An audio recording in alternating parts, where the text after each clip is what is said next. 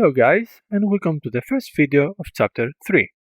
In this chapter, we are going to focus on how you can steal credentials, files, and other things from a network stream, as well as how to perform session hijacking using Wireshark. In the first video of this chapter, we will see how easy it is to steal somebody's credentials while they're trying to access one of their accounts while utilizing Hypertext Transfer Protocol. So let's just move right away to Kali Linux and see how this is done practically. For the purpose of this video, I have set up in a Windows system the vulnerable web app that we will be trying to access via Kali Linux and see how we can capture the credentials that I will be entering for this website. Before we access the website, let's go ahead and fire up Wireshark. Choose the network interface that we would like to capture the traffic, start capturing, and then we open web browser and we try to access the vulnerable web app that I have set up in my Windows system. So let's just go ahead and try to access it. And you can see we are presented with the login page. Wireshark here is capturing, so let's enter our credentials.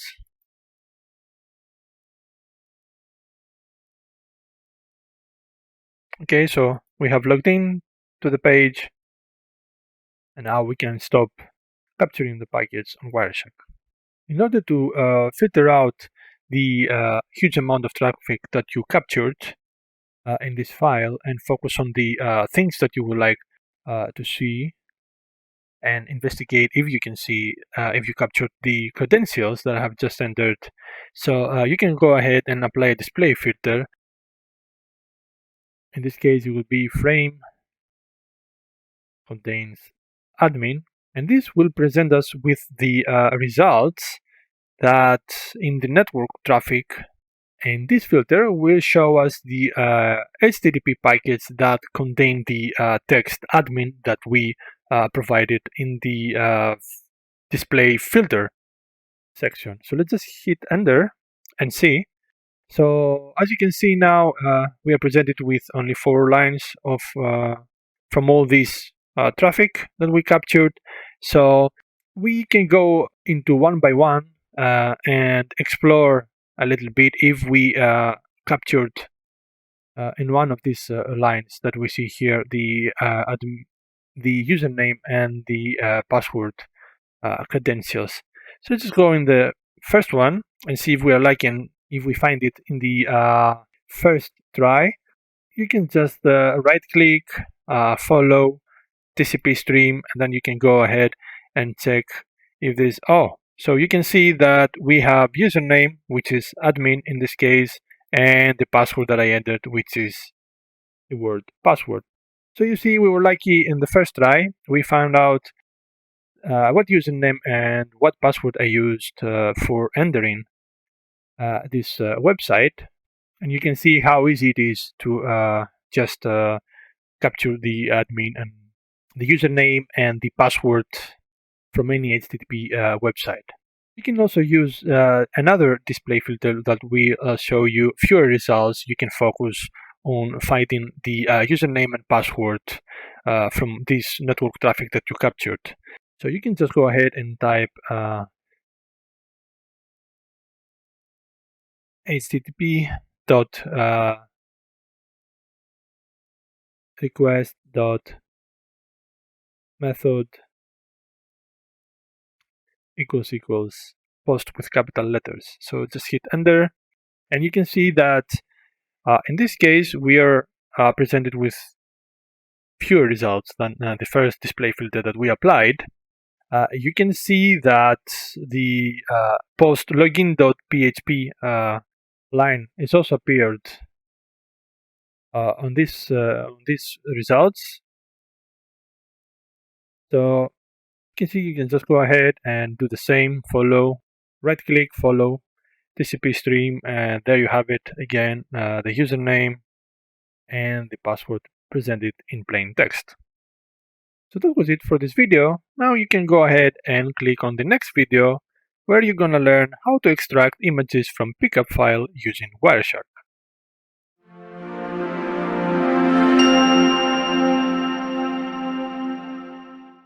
Hello guys, and welcome to the second video of this chapter.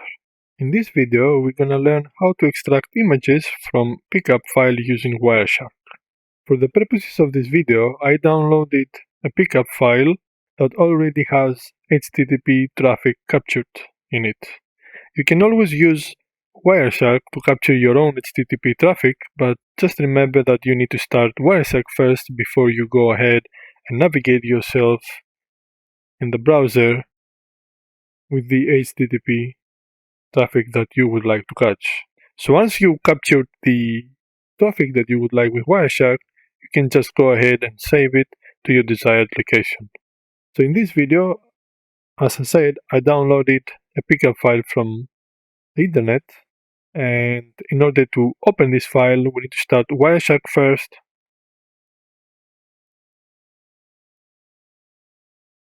And then we're gonna go ahead and File, Open, navigate ourselves to the location that we saved the pickup file, and then open it. So you can see there is a lot of traffic going on back and forth. You can just go ahead if you would like and go line by line to see where everything starts, what is going on, what traffic is going back and forth, and what objects are moving around the network. But in this case, there is an easier way to see all the objects that are included in this network traffic that you captured by going to File, Export Objects, HTTP. So you're presented with a list in the new pop-up window that appeared that has all the objects in the traffic. So you can just go ahead and just save all, and this will save everything that you see on the list in a folder in your desired location on the disk. So in this video, we will search for an image file. In this case, we found a PNG image file, and we highlight it, and we would like to save it in order to see what that image is and says. So just go ahead, highlight it, click Save, navigate to your desired location,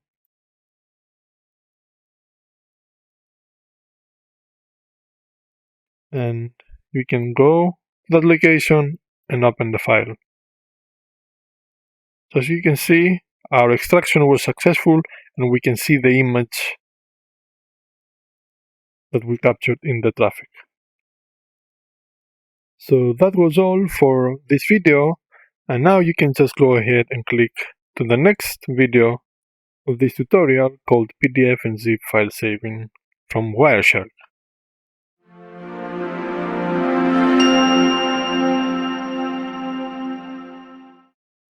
Hello guys, and welcome to another video on this chapter. In this video, we are going to learn how to export all sorts of files, including PDF, zip, audio, and video files from FTP traffic captured in Wireshark. So before we begin, let me give you a quick introduction about FTP. FTP stands for File Transfer Protocol, which is used to transfer files from one host to another. It makes use of two separate connections, control and data connections, before transferring files. It uses TCP as its underlying network. Most widely used applications are FileZilla for Windows, Linux, and Mac, and FTP for Linux. Now we will go ahead and look at how we can extract these type of files, which are transferred via FTP protocol. So back in our Linux machine, we are going to access our FTP server, in this case FileZilla, that we have set up on our Windows system, and we are going to log in using some username and password and trying to download files from there. Meanwhile, we are going to capture all this traffic and see how we can extract these files from this network capture file that we are going to create. So let's just go and visit the FTP server by typing FTP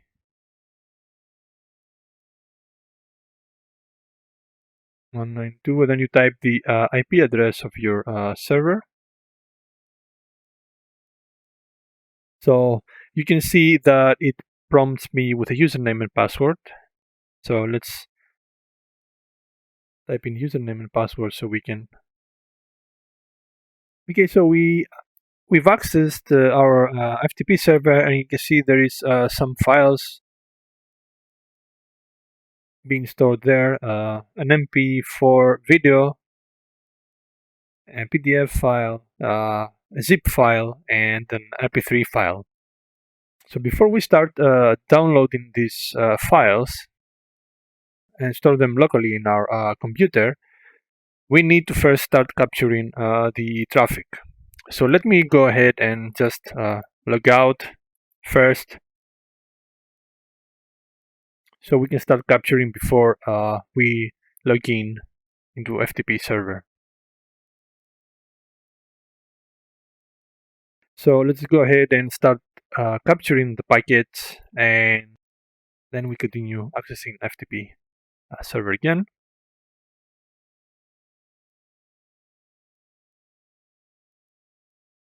Type username and password, and then we have access again. So let's just actually go ahead and make it a little bit difficult this time and download all the files at once and store them in our computer, and then see how we can extract each one of those from the network traffic. So let's just save the MP3 file to our downloads folder, then the zip file,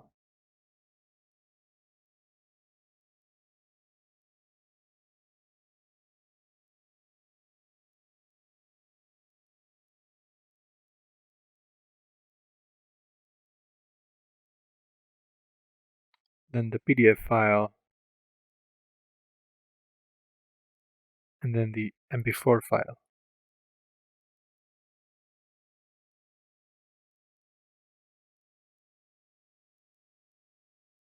Okay, so now that we saved all the files from our FTP server, let's just stop the traffic capture and let's explore this traffic.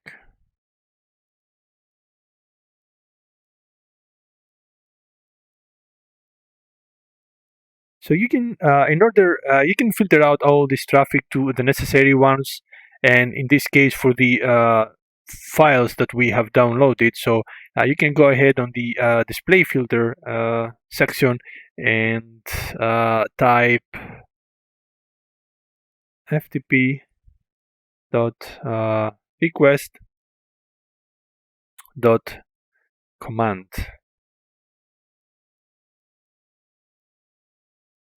So hit enter, and you can see all the FTP traffic from the beginning that we logged in, and then in the following process what we downloaded from that server. You can see the username and the password that I used to log in to the FTP server in order to download all these files, and all the information is here. So now that we have a very good idea of the files that were retrieved and sent, we can review the traffic from the FTP data channel using this specific filter, FTP dash data. Then you hit enter, and you can see here the FTP data for all the files, the MP3 file, the zip file,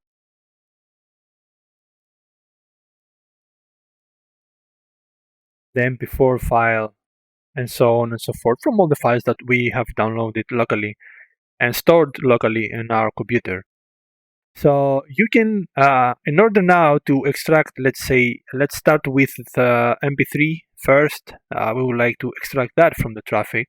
So you just select any of these lines that indicates the .mp3 file that we downloaded, right click, follow TCP stream. So now you are presented with all sorts of hex data and all of that. So now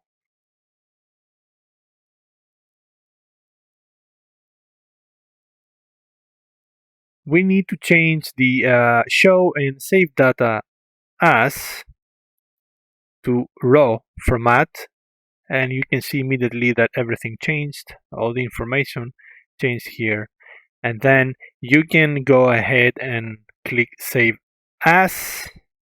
You choose the location where you would like to store the extracted file. Let's just go ahead and delete those first from our download folder.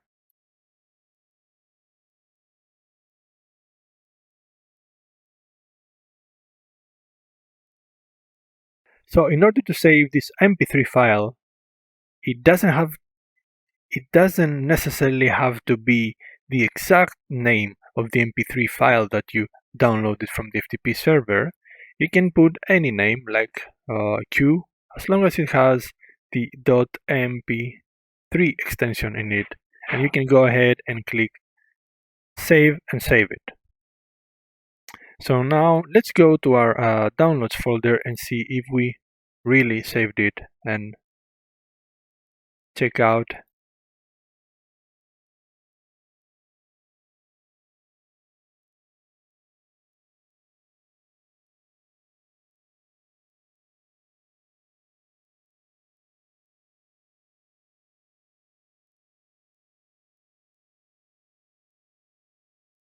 You can see that the file is playing, which means the extraction from this network traffic was successful. So you can follow the same procedure for all the files that you would like to extract. So let's just go ahead and do the same for, let's say, the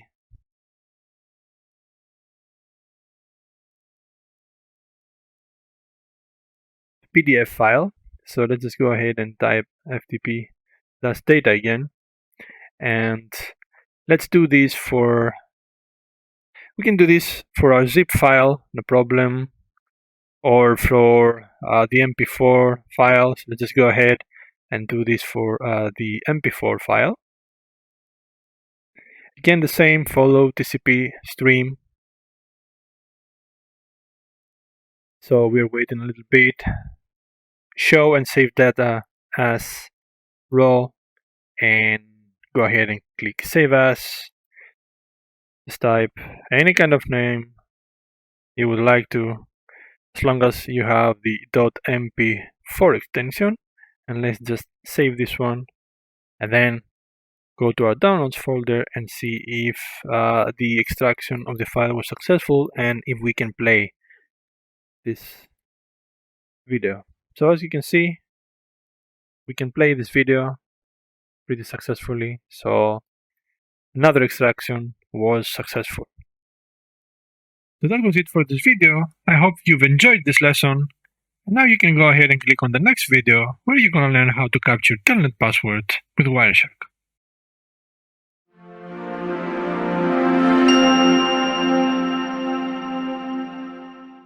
Hello guys, and welcome to another video on this chapter.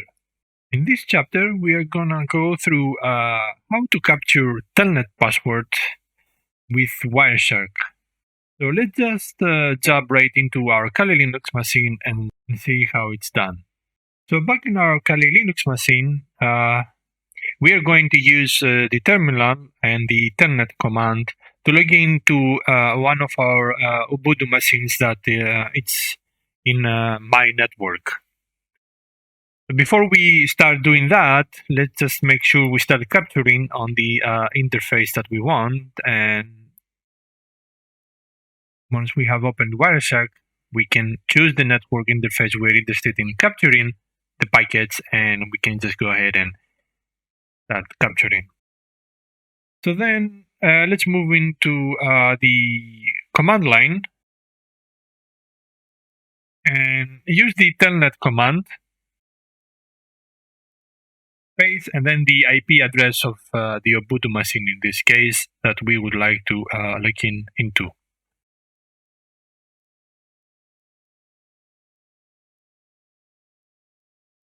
So that would be 192.168.88.11. So we hit enter, and then we are presented with the login name, which we are going to type as boxes, press enter, and then we are going to press the password.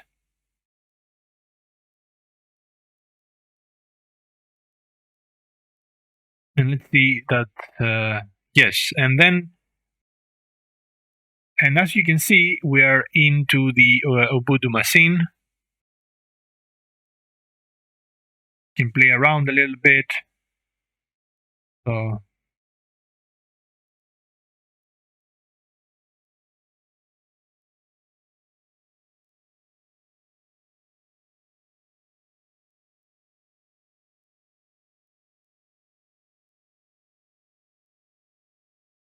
So by typing the lsb_release space -a, we can see that we are in this Ubuntu machine 20.04.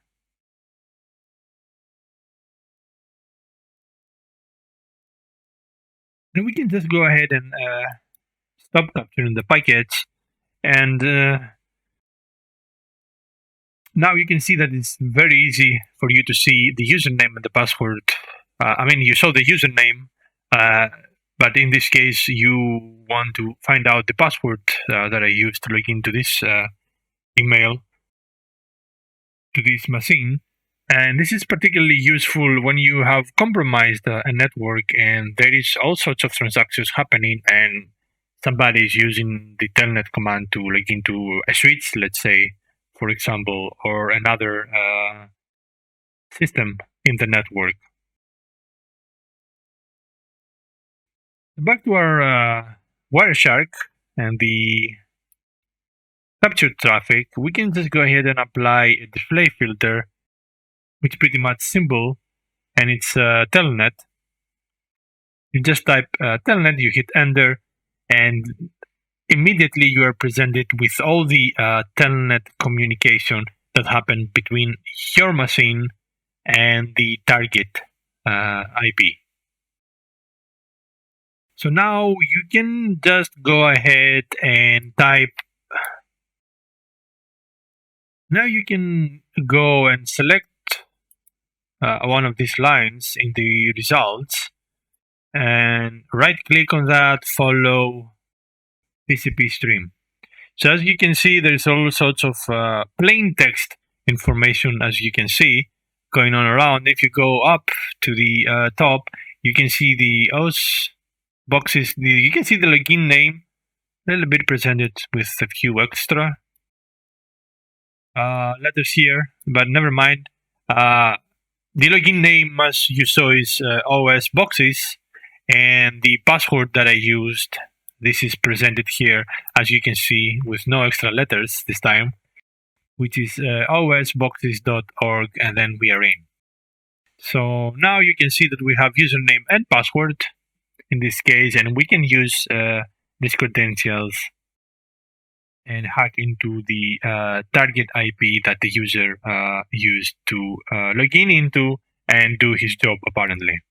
So I hope you have enjoyed this video, and now you can go ahead and click on the next video where you're gonna learn how to capture SMTP password with Wireshark.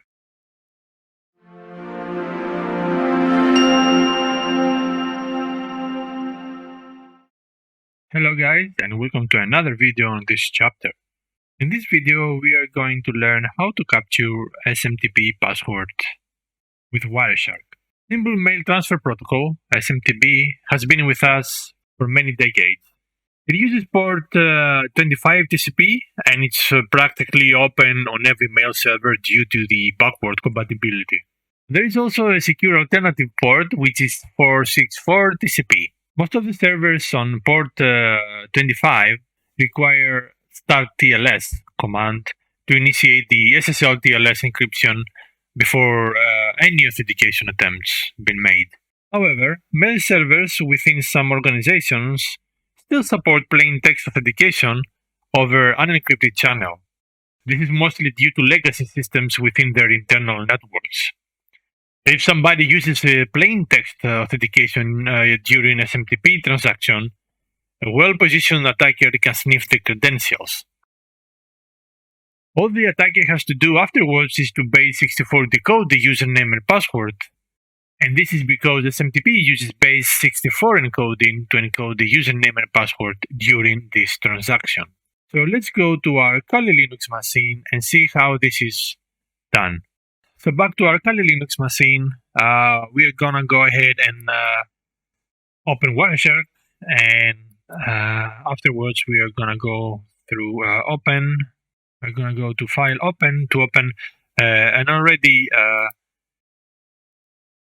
captured SMTP traffic.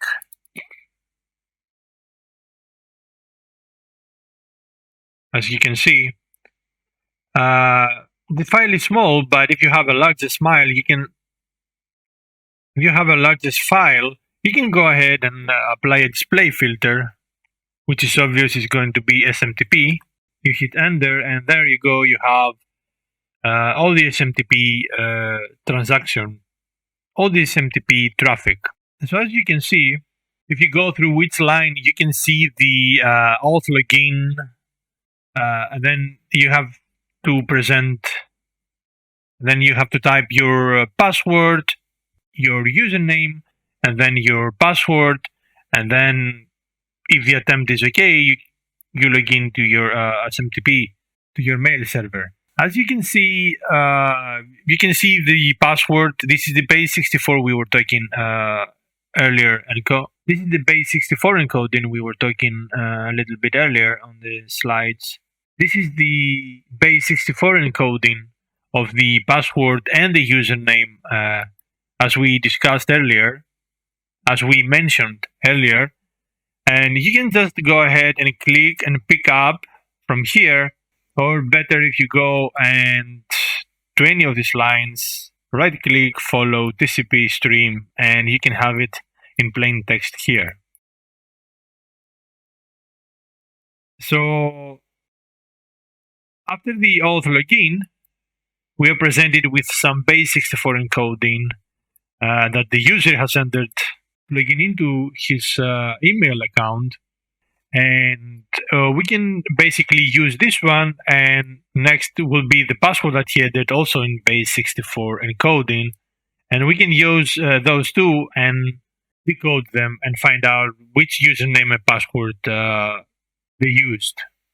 Please note that you can also use online tools such as base64decode.org or base64decode.net to do the decoding that you would like. But you should also know that you should be careful with this, because perhaps you don't want to be disclosing any private credentials to other parties on the internet.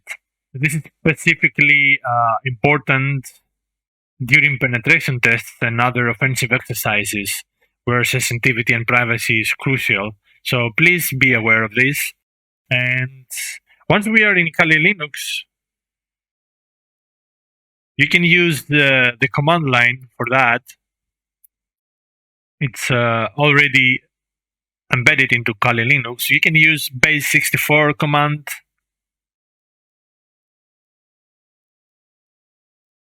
and then space-d, and then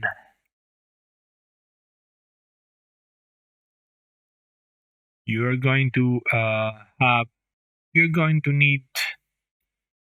have to copy the username, and you can just paste it here, hit enter on the command, and then you can see which username the user used. We can use the same command, and this time we are going to wipe away the username and go back to our Kali Linux and go back to our Wireshark, and copy the username, which is the above line, which is the below line from the password, paste it here, and then you can hit enter, and this is the password that he used to log in without the hashtag, of course. So it's Galund, and this is the password. So you saw how easy it is, at least in Linux, to decode the base64 encoding of username and password the user used to log into his mail account. And that can be used, of course, for phishing attempts. Now that we have username and password for this email account, we can use it for any kind of phishing attempts. So that was it for this video, and when you're ready, you can go ahead and click on the next video where you're gonna learn how to identify hosts and users with Wireshark.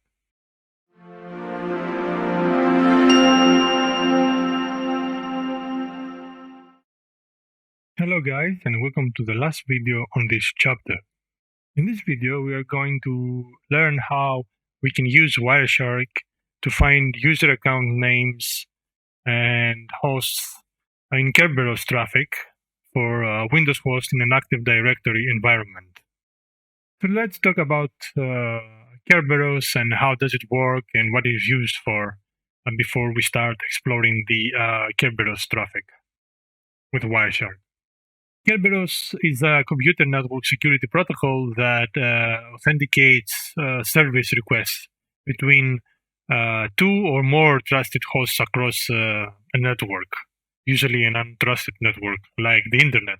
It uses secret key cryptography and trusted third party for authenticating client-server applications and verifying users' identities. Initially, it was developed by the MIT, Massachusetts Institute of Technology, for the Project Athena in the late 80s. So now, as you already know, Kerberos is the default authorization technology used by Microsoft Windows. The protocol derives its name from the legendary three-headed dog, Kerberos, from the Greek myths, the guardian to the entrance of the underworld. But in the protocol's case, the three heads of Kerberos represent the client, the server, and the key distribution center. Kerberos is found everywhere in the digital world. It is employed heavily on secure systems that depend on reliable auditing and authentication features. It is also used in POSIX authentication, Active Directory, NFS, and Samba. It is also an alternative authentication system to SSH, POP, and SMTP. So for the purpose of this video, we are going to use previously captured traffic from a Windows host and the Active Directory environment. As you can see, the domain is happycraft.org. We have the domain controller IP, the segment gateway, the host name of the domain controller, and the Windows client IP. So let's jump right into the pickup file with Wireshark. So I have loaded up host and user ID pickup in my Wireshark here, and we are going to explore a few things and see how we can find out user account names and host names and so on and so forth. So once we have opened the pickup in Wireshark, we can go straight away to the display filter and apply the Kerberos. So just start by typing Kerberos.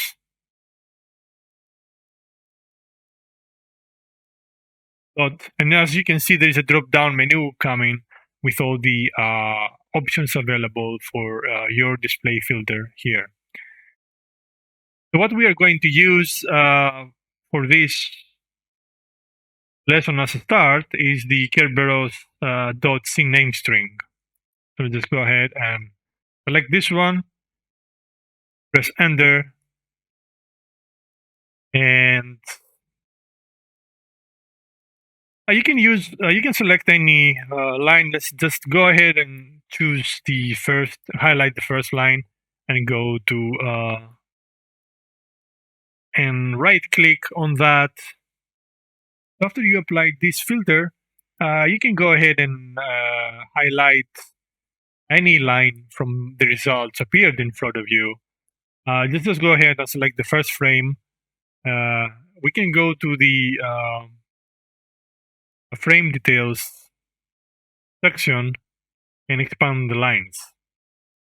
So as you can see in these lines, we also have the Kerberos line added to the normal transmission control line, the Internet Protocol version, and so on and so forth. So if you just go ahead and click on Kerberos line, you can find pretty much a lot of information that can be useful. So if you just expand AS-rec, you can see the message type. You can just go ahead and expand PA data. You can see there is many subsections on that. You can click on rec body and see all the information.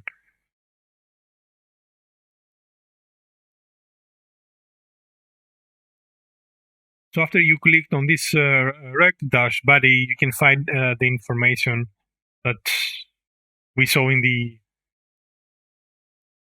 slide earlier. So the realm, which is happycraft.org, is the domain name. You can go a little bit further down and you have the addresses, e-types. You can also expand this one and see if you can get something. So the addresses you can find here, host address is Johnson-PC. So there you go. We have the host name, the Windows host name of the person that is trying to authenticate or is already authenticated in the Active Directory. So we have the Windows host name. So now if you go ahead and highlight this host address, Johnson PC, and right click on that and apply that as a column, if we scroll up a little bit and after we check every single line of information here, we can go and expand in the CNAME, and in the CNAME string, you can also find this Johnson-PC, as you can see. So the reason I went there is that we are going to use this CNAME string to apply it as a column, like we are going to do now, right click on CNAME string, apply as column. You can see the Windows host name has been applied in our search results as a column. So if you go and scroll down, you can see that you can find a user account name Teresa.Johnson. So this is normally, as you can see, is found in the traffic between the domain controller, which is the 8.8, and the Windows client, in this case 8.201, as you can see here.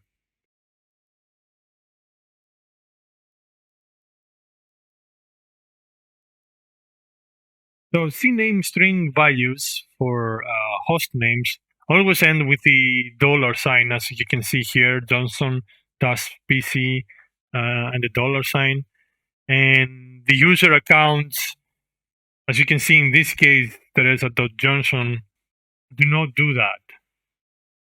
If you would like to filter on only the user account names and eliminate the CNAME string results with the $sign, you can go ahead and use the same string here, Kerberos.CNAME string, and you can go ahead space and space exclamation mark, then you open parentheses, you write Kerberos dot CNAME string. You can go ahead and select this from the drop down menu. Space contains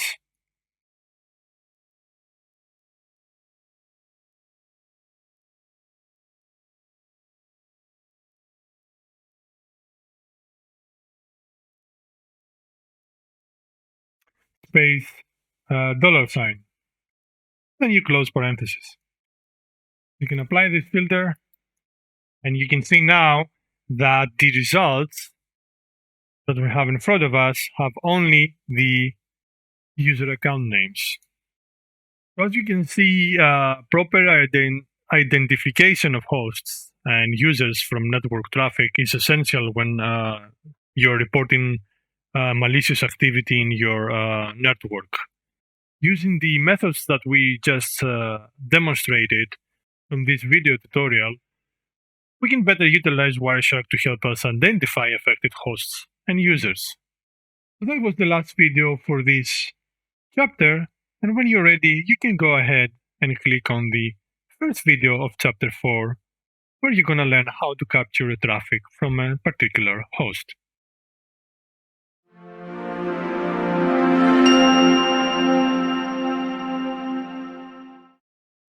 Hello guys, and welcome to the first video of this chapter.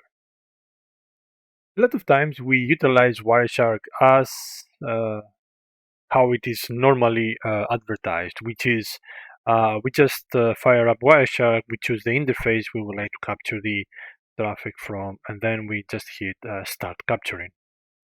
So we capture the traffic, we save the whole traffic in a file, and then we go ahead and apply the display filters and that we would like to focus upon investigating. So instead of capturing all the traffic in a specific network, you might want to focus on capturing some traffic that is generated by a specific host in this network. So today in this video, I am going to show you how you're going to do that and start capturing the network traffic of a particular host. So once you fire up Wireshark, before you begin capturing, before you choose your network interface and start capturing, so you can, let's go first in the capture and capture filters area, so we can see all the filters that are available, and you can choose from. So this is the name. You can create your new one that you would like. You can give it any name you want, and of course then apply the filter that you would like to be applied. In this case, we are going to focus on capturing the network traffic of a specific host. So let's just go here and use the already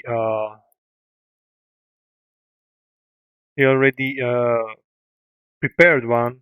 So this is just the name. We can also change the name and put it whatever we want, and then we can just go ahead in the filter section and just change it. So we're gonna leave the host space, and we can change the address. So I've already changed the address for this filter. I put the this is the IP of the system that I'm sitting on right now, that I would like to capture, only capture the traffic from in this network. So you can go ahead and apply all other sorts of filters. Maybe you would like to capture only the TCP transactions, and so on and so forth. So you can, after you modify this filter and you change the host to an address that you would like to capture the traffic from, then hit OK. So now you can just go ahead and select your interface. In this case, I'm going to select mine, which is a Wi-Fi. And before you start capturing, you can just go to this little wheel if you have the same version of Wireshark like me. And you can see here that we are presented with all the interfaces that you can choose. So as I said, this is going to be the chosen interface for me, and then you can go down below in the same window where it says capture filter for selected interfaces. So here you're going to choose the filter that you would like to filter on the fly while you are recording the traffic from. And in this case, as we said, you can hit here, and all the options are presented from the capture filter menu that we have looked into it earlier. And if you go down here, we can find this filter that we would like to apply, that we want to capture the traffic of a particular host that we have set it out to be here. So we are going to choose that, and you can see immediately on the section of Wi-Fi, the capture filter has been applied. So if you go ahead now and press start, it will start capturing the traffic only that is going in and out from this specific IP address. So let's just go ahead and hit start. And you can see the source and the destination IP always will include the traffic coming in and out of this IP address.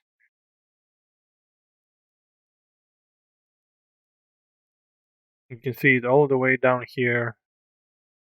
So you can see my router trying to communicate with this IP address and so on and so forth. So you can let it run as long as you want. Once you are satisfied and you have captured enough packets, you can just go ahead and hit stop.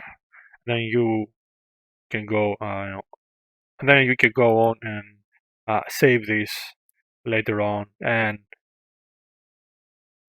you can apply more filters after that. But since you can see, as you can see from here, we have captured all the traffic going out and coming in from this IP address. So that was it for this video, and when you're ready, you can go ahead and click on the next video where we're gonna analyze SSL stripping attack.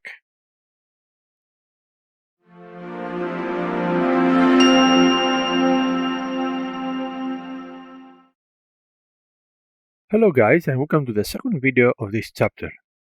SSL stripping, as the name implies, is an attack that uses the SSL strip tool or related techniques to strip away the protection provided by the SSL, TLS protocol and HTTPS. It's a form of man-in-the-middle attack that takes advantage of the TLS protocol and the way it begins connections. To understand everything, we are going to need to start with HTTPS and man-in-the-middle attacks. When the World Wide Web was first conceived, it wasn't intended for commerce or other vital services. It was a way for the government and the academia to share information, and that didn't require much security. When the internet was commercialized, security and privacy became key considerations. The creation of the Secure Sockets Layer (SSL) protocol was the first attempt as an answer. It made connections via secure channel, the port 443, and layered encryption over connections at the application level. This was known as HTTP over SSL, or as it's better known today, HTTPS.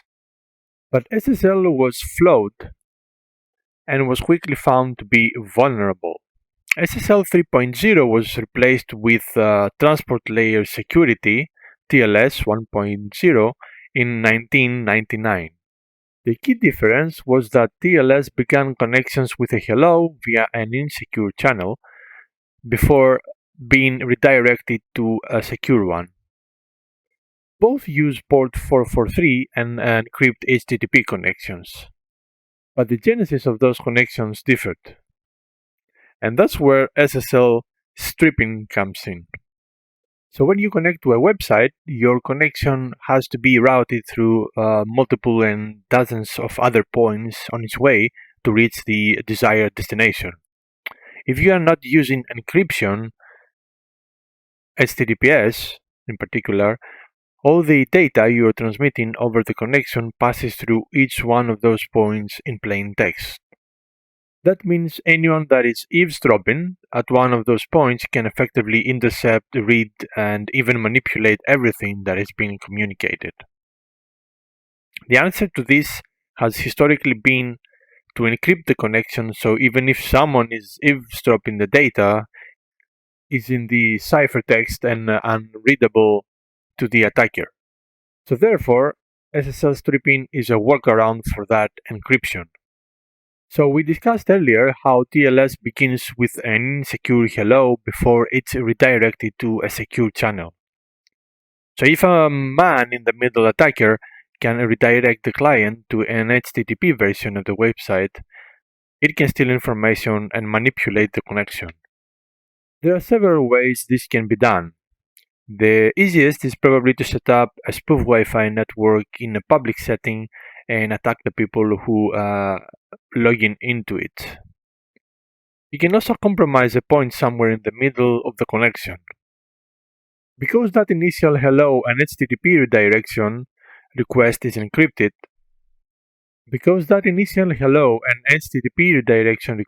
unencrypted, a man in the middle can alter it and send the user to an insecure version of that page. Keep in mind, however, that when you install SSL, you are essentially creating a duplicate of your website with HTTPS URLs. Those original HTTP URLs still exist though. Usually, you use 301 or 302 redirects to ensure users can reach the HTTP website, but if an attacker can manipulate the redirect, they can still send the user to that page.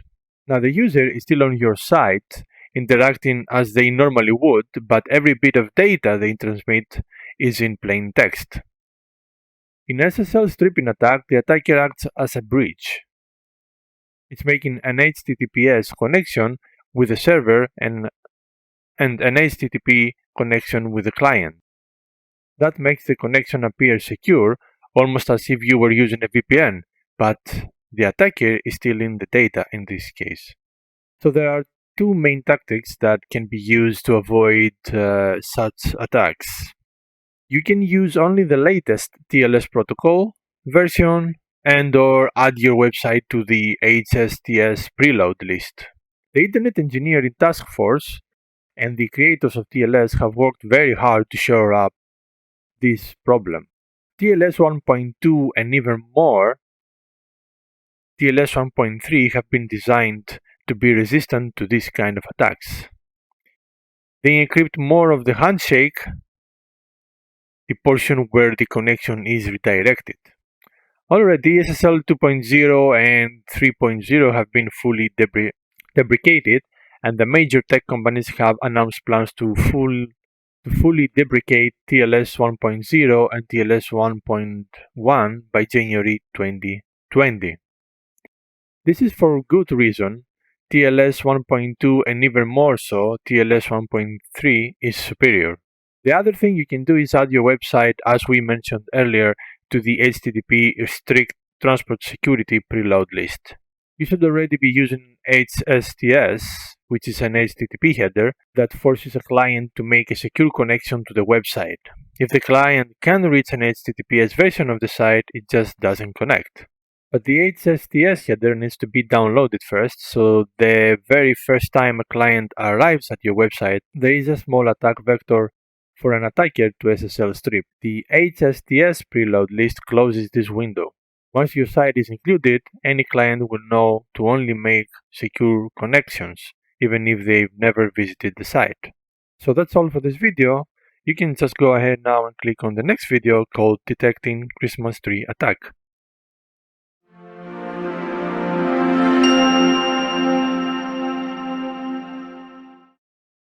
Hello guys, and welcome to another video for this chapter. In this video we are going to give short light on the Christmas tree attack. A Christmas tree attack sends a large number of specially crafted TCP packets to an end device and has all the options set so that any protocol can be used. The name is derived from the idea that all the settings are turned to on within the packet, so it is lit up like a Christmas tree. Christmas tree packets are also known as kamikaze packets and lab test segments. Christmas tree attacks require much more processing by routers and end devices than other packets.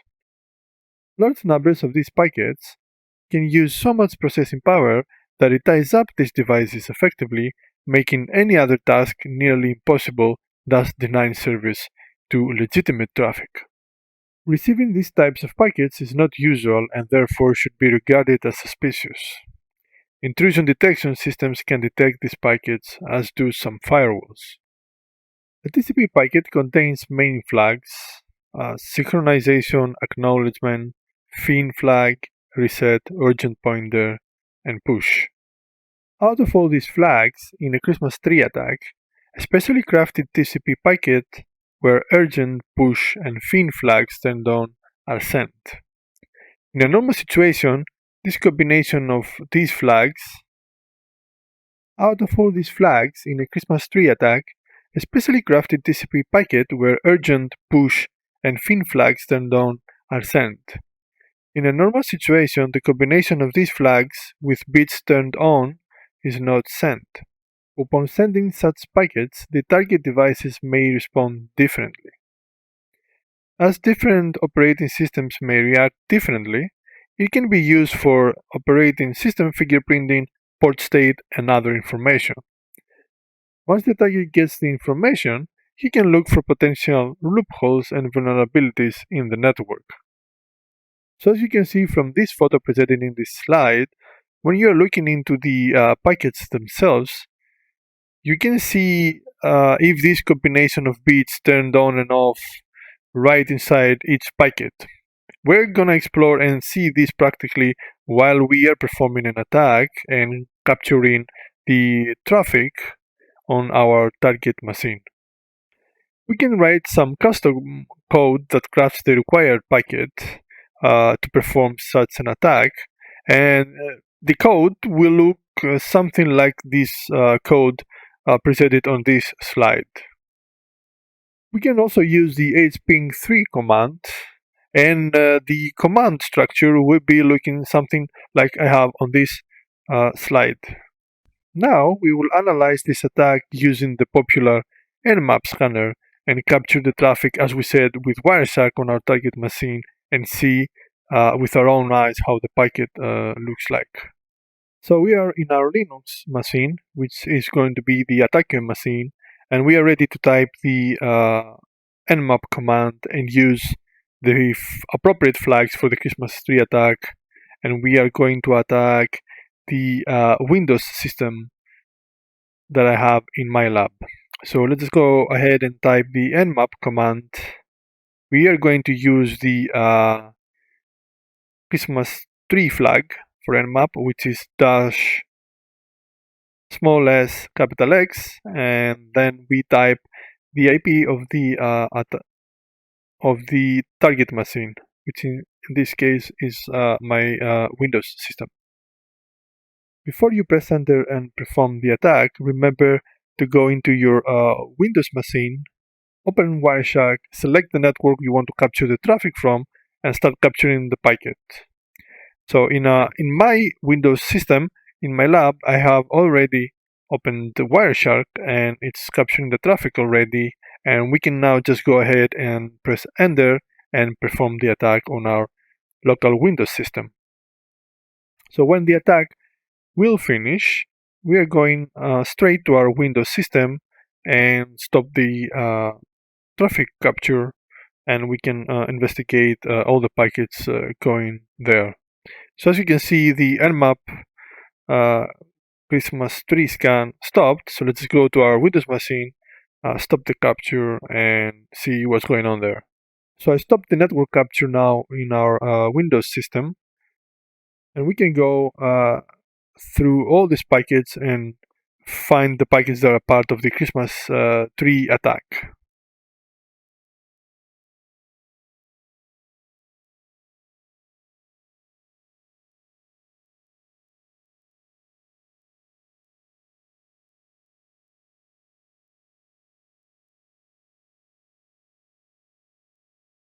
If you're doing this by eye, it is practically impossible to see this type of attack with all the other normal traffic that is going through your network, which makes it very important to have these intrusion prevention systems that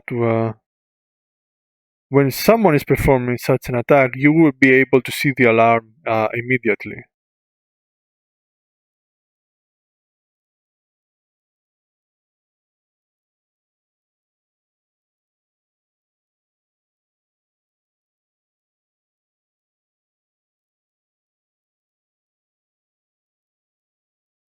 So once you spot the Christmas tree packets,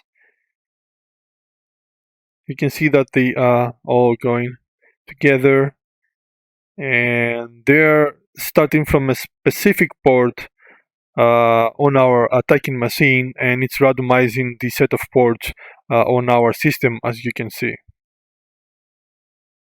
So let's just choose one of those and go through and check the flags.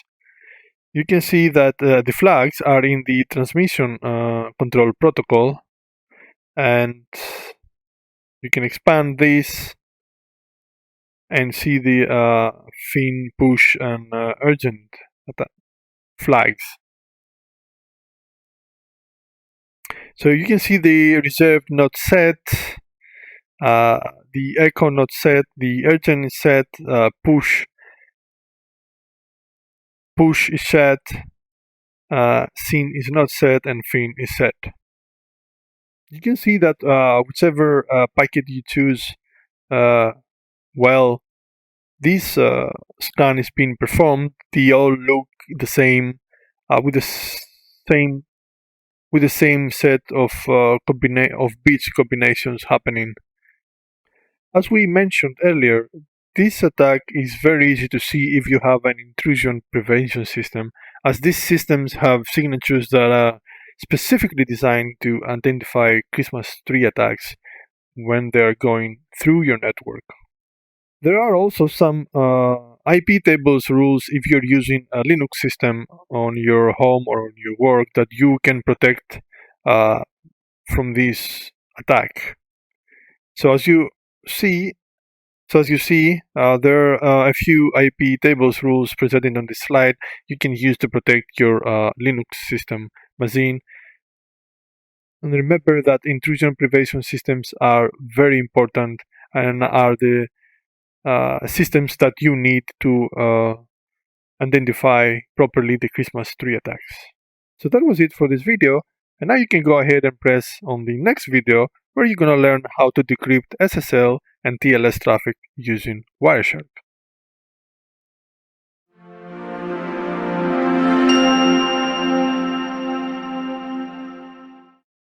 Hello guys, and welcome to another video on this chapter. In this video, we are going to learn how to decrypt SSL and TLS traffic using Wireshark. Before we go ahead and demonstrate this, so let's just go through some history regarding TLS protocol. So the primary goal of the transport layer security protocol is to provide privacy and data integrity between two communicating applications. And this is being ensured by encrypting the data so that no one as a third party will be able to intercept the communication. It authenticates the peers to verify their identity. By providing a secure channel of communication between those two peers, TLS protocol protects the integrity of the message and ensures it is not being tampered. TLS and SSL are used interchangeably. TLS evolved from SSL protocol that is no longer considered secure. Vulnerabilities such as the Poodle attack has demonstrated this. TLS has gone through iterations, TLS 1.1, TLS 1.2, with the latest update TLS 1.3. So TLS lies in between the application and the transport layer. It is designed to work on top of a reliable transport protocol such as TCP, and is divided into mainly two sublayers. So the TCP record protocol layer, you can see here, this is the lower layer which lies on top of the TCP layer, and it's usually responsible for encrypting, decrypting the hash data, decompressing the outgoing and or incoming data, fragmenting the message to be transmitted into manageable blocks. It is responsible also for applying the message authentication code, hash, to maintain the data integrity, and also it is transmitting the data from the upper application layer to the lower transport layer and vice versa. So the higher layer you can see here consists of the following sub-protocol as the graph indicates. Alert. This is a sub protocol that defines the alert levels and provides a description of the alerts. It is used to notify the peer of any error condition that has occurred. So the change cipher spec, it defines changes in the ciphering strategies. The change cipher spec message transmitted by both the client and the server defines the renegotiated cipher spec and keys that will be used for all the messages exchanged henceforth. The application data. This protocol ensures that messages are fragmented, compressed, encrypted, and transmitted in a very secure manner. Handshake. To communicate over a secure channel, two peers must agree on the cryptographic keys and encryption algorithms for that session. TLS protocol describes the steps to authenticate the peers and set up a secure connection with defined parameters. The entire sequence, which involves setting up the session identifier, TLS protocol version, negotiating the cipher suite, certificate authentication of the peers, and cryptographic key exchange between peers, is called a TLS handshake. One way of decrypting SSL TLS sessions is to use the private key from the server that's being connected to by the client. Using a pre-master secret key to decrypt SSL in Wireshark is the recommended method. A pre-master secret key is generated by the client and used by the server to derive a master key that encrypts the session traffic. It's the current standard in cryptography and is usually implemented via Diffie-Hellman. You are not always going to have access to the server's private key. In this case, there is another option for easily viewing the browser SSL TLS traffic from your local system. So if Firefox or Chrome are loaded using a specific environment variable, then the individual SSL TLS session symmetric keys will be logged to a file that Wireshark can read. With the keys, Wireshark can show you the session fully decrypted. So let's just go and configure first the environment variables, and we are going to check this firstly in a Windows machine. So once you go to your Windows machine, you have to go to this PC, right-click, Properties, and then you may want to go to Advanced System Settings, Environment Variables, and here in this section you have to configure the environment variables. So in this, as you can see, I've already set it up. So the way to do that is by pressing New.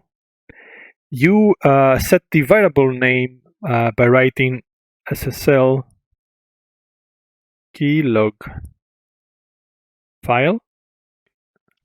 In the variable value, you can browse the directory that you have created, the SSL keylog file. So before you browse that file, you can just go ahead to a folder or directory of your choice and create a file called SSL keylog file.log. Then you can come back here to the variable value section and you can just go ahead and browse the file. As you can see, it prompted me straight away to the path because I've already set it up. You just select it. You can put any kind of name if you want to the log. It's not necessarily it has to be that name. You select it, open, and now you're ready to press OK and configure this environment. Now you're ready to configure this environment variable for Windows system. So let's see now how you can configure the environment variable in Linux and Mac. So you can just go ahead and sudo the command or just sign in with root and just type export space the same name SSL key log file equals, and then you can type the path to the SSL keylog file that you have previously created.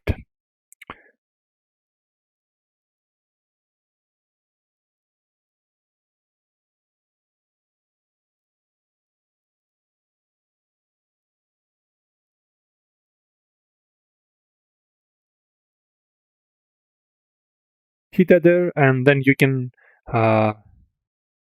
go ahead and continue with the rest.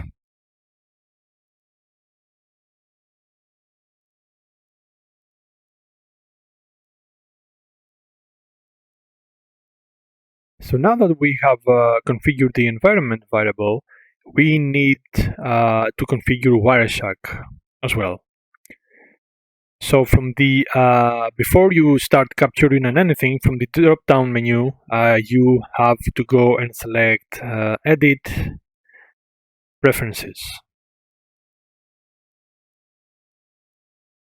Then you have to go to Protocols, and then you can scroll all the way down until you reach the S section, and you are going to find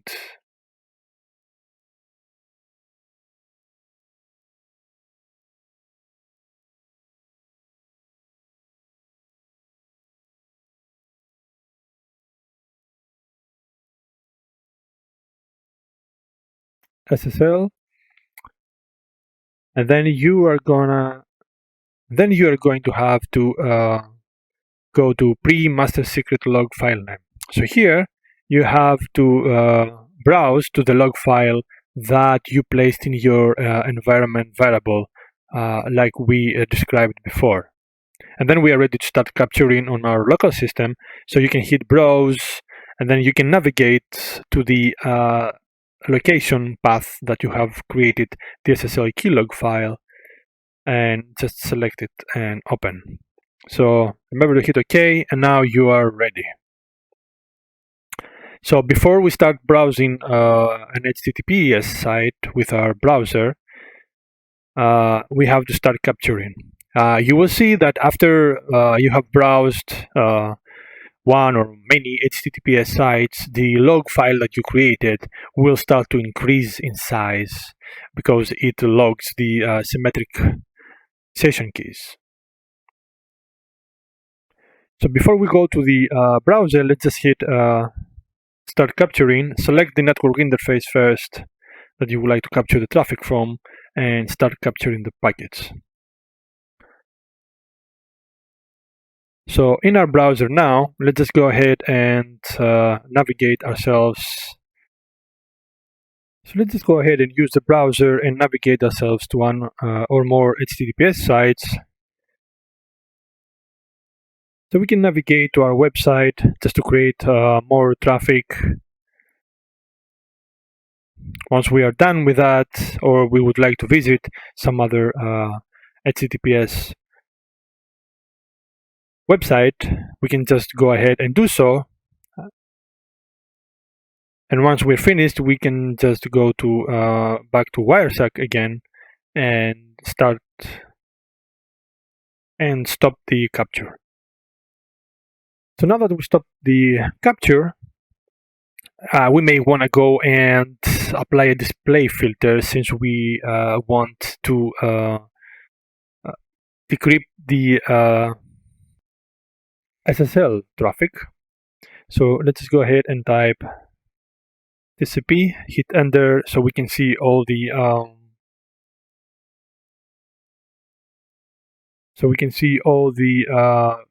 TCP traffic. So when you look at the packets, you will need to check for a server key exchange packet. Apparently, Wireshark cannot decrypt ephemeral Diffie-Hellman encrypted data. So the reason that we use the display filter is that Wireshark captures traffic from all sorts of programs and software that we have in our system, so we would like to focus on our session with the browser.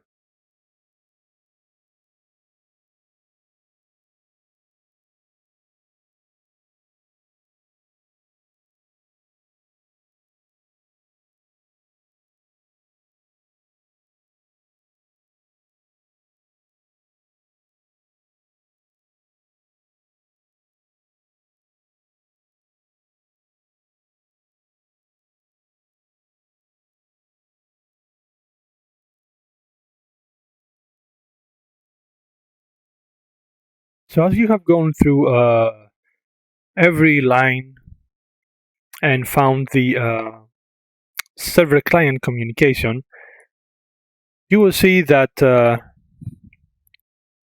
in the client key exchange, you will see the decrypted SSL tab, which you can hit and you can see everything decrypted in plain text.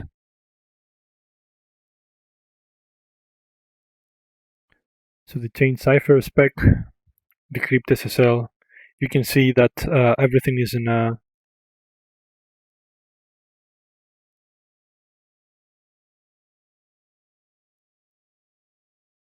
the plain text.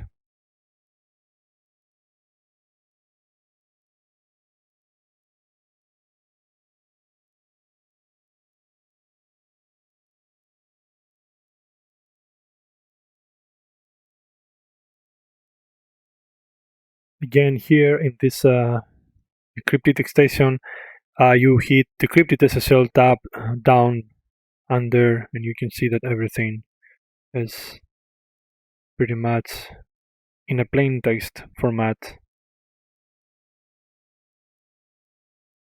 and you will have all the information that you will need.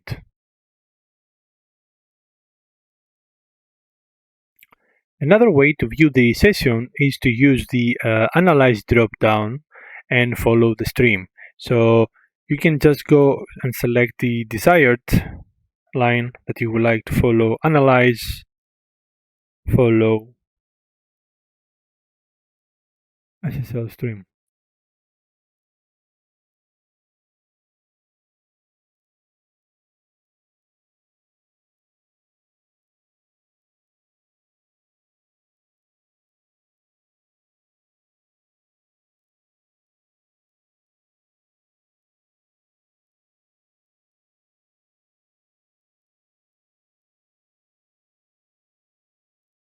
One thing that I would like to also mention is that you should use caution when logging these keys and pickups. Someone with access to the key log file and your pickup might very well find your password and authentication cookies within the pickup. So that was it for today, and now you can go ahead and click on the next video named Converting Pickup to XML.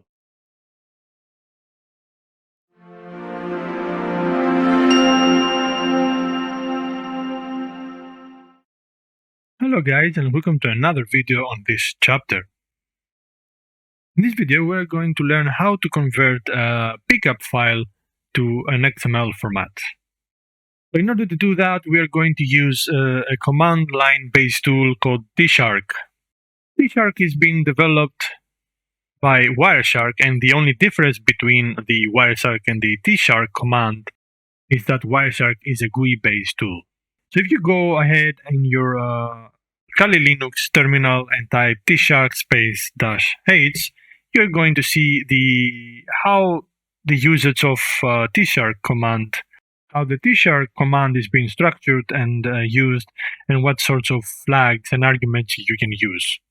Tshark is a tool that can be used by people who do capturing and investigating packets via command line.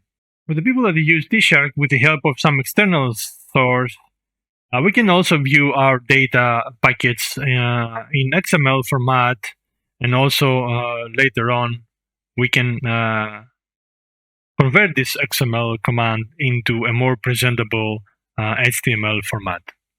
So to achieve that, first we need to save our data packets in the PDL format and then convert it to an XML format using the command you can see in front of you, which is tshark -r, and then you type the path of the pickup file together with the extension, and then as we said, we are going to use the -t argument space PDL, and then you are going to use that to the new XML name that you're going to type next. And bonus for this lesson, we're also going to use the below written command to convert the XML file into HTML. So let's just jump right into our Kali Linux machine and see how the first command is done, and then we are going to explore the second command as a bonus on this lesson. So back in our Kali Linux machine, you will see that I have placed on my desktop some HTTP traffic that I captured through Wireshark, and we are going to use this capture format and we are going to convert it to an XML format. You can use sudo command, or you can just go ahead and switch to a root account and always navigate as I do most of the times to the location where the file that you would like to convert is placed, and makes it easier because in the same folder you can save the other file format that you would like to convert it to. So let's just check first where we are. So we are on desktop. That's very good. Let's list all the files that we have, and there you go, you have it. So let's just go ahead and use the tshark command. Space -r, and then we type the name of the capture file that we have in our desktop.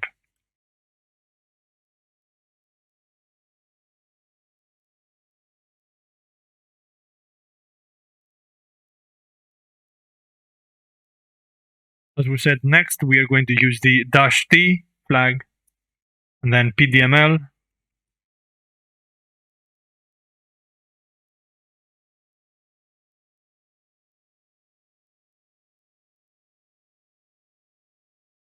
And then we are going to save that into, let's change the name as well, so it can be easier to type.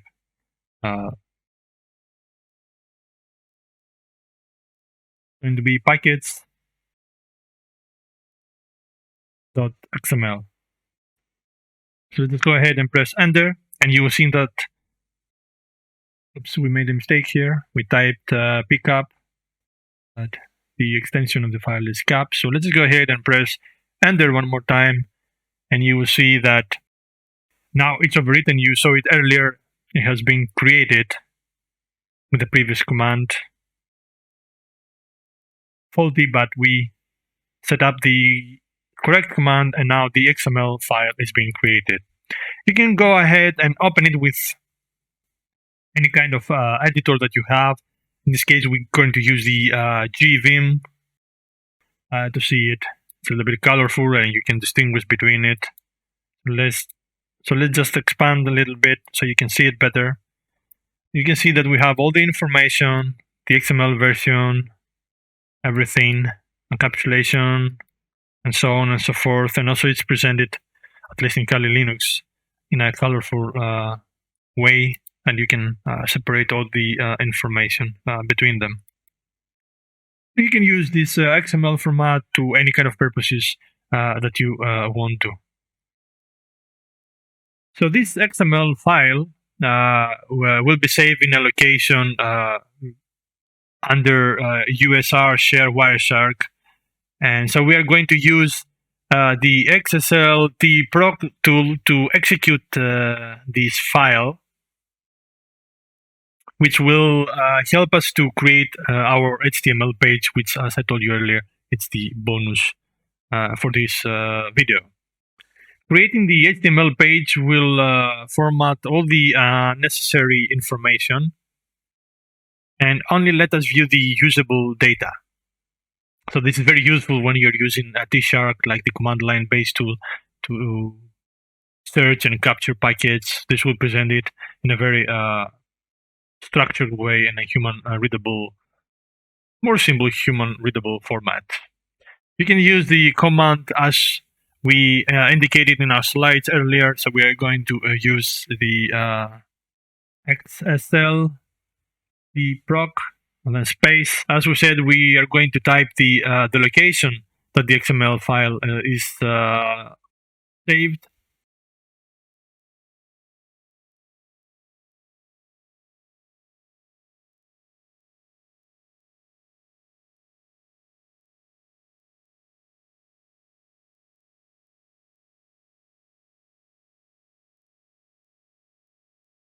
So this is going to be slash user slash share slash wireshark slash pdml to html dot xsl.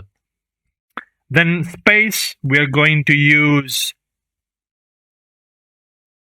the name of the XML file that we created. So in this case, it's going to be the package.xml, and then we're going to type the name that we would like to have in HTML format. So we're going to basically use the same name, which is package.html. So from the moment that we are going to press enter, you will see that an HTML file has been created in our desktop. So we can just go ahead and open this with any browser of your likes. So let's just open it with Firefox and see. So you can see that pretty much everything is appearing from this capture file that we did with T-Shark, and we converted it in a more presentable way, like you're having the graphical user interface of Wire. Like you're viewing it in Wireshark. So you can see you can expand the frame here, and you can see all the information pretty similar to as you see it in Wireshark. You can see the Ethernet source, the Internet Protocol version, and so on and so forth. You see that this makes it a lot easier for an operator to see and view the data that he captured in a more structured manner. And so that was it for this video. I hope you learned something. And when you're ready, you can go ahead and click on the next video, where you're going to learn how to detect ISMP flooding, or otherwise known as Smurf attack.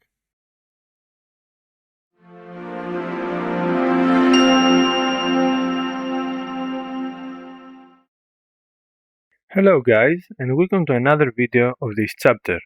So this video will help you understand ICMP flood attacks, otherwise known as Smurf attacks. Of course, we are going to show you how to perform such an attack using Kali Linux, and how you can precisely identify one of these type of attacks using Wireshark.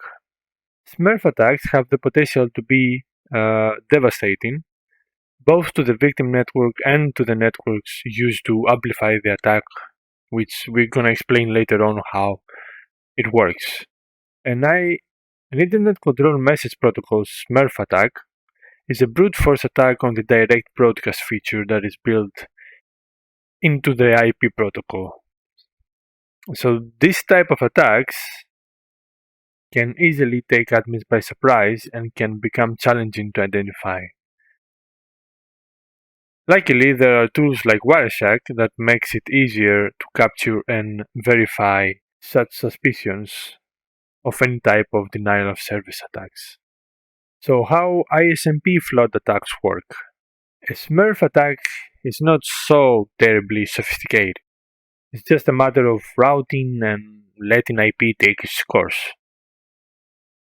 The attack usually unfolds in some simple steps that we're gonna go through now. So the hacker firstly identifies a victim IP address, which usually is a web server.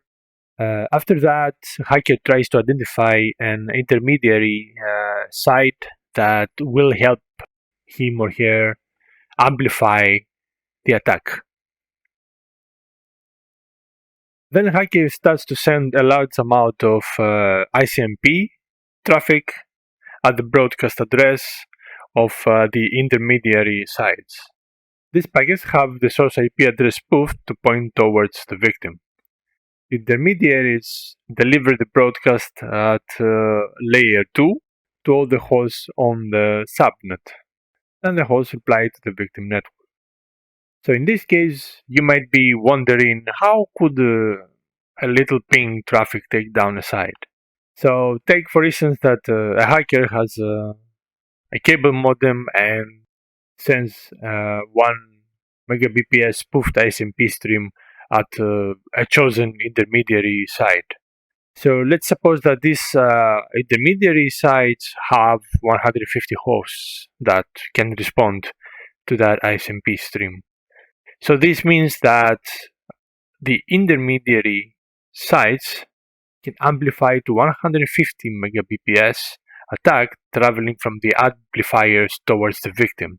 So this hacker can keep this up as long as he has a connection and as long as, of course, the amplifiers continue to broadcast the ISMP traffic, and as long as he continues, of course, this traffic overwhelms the victim, resulting in a denial of service attack for the victim.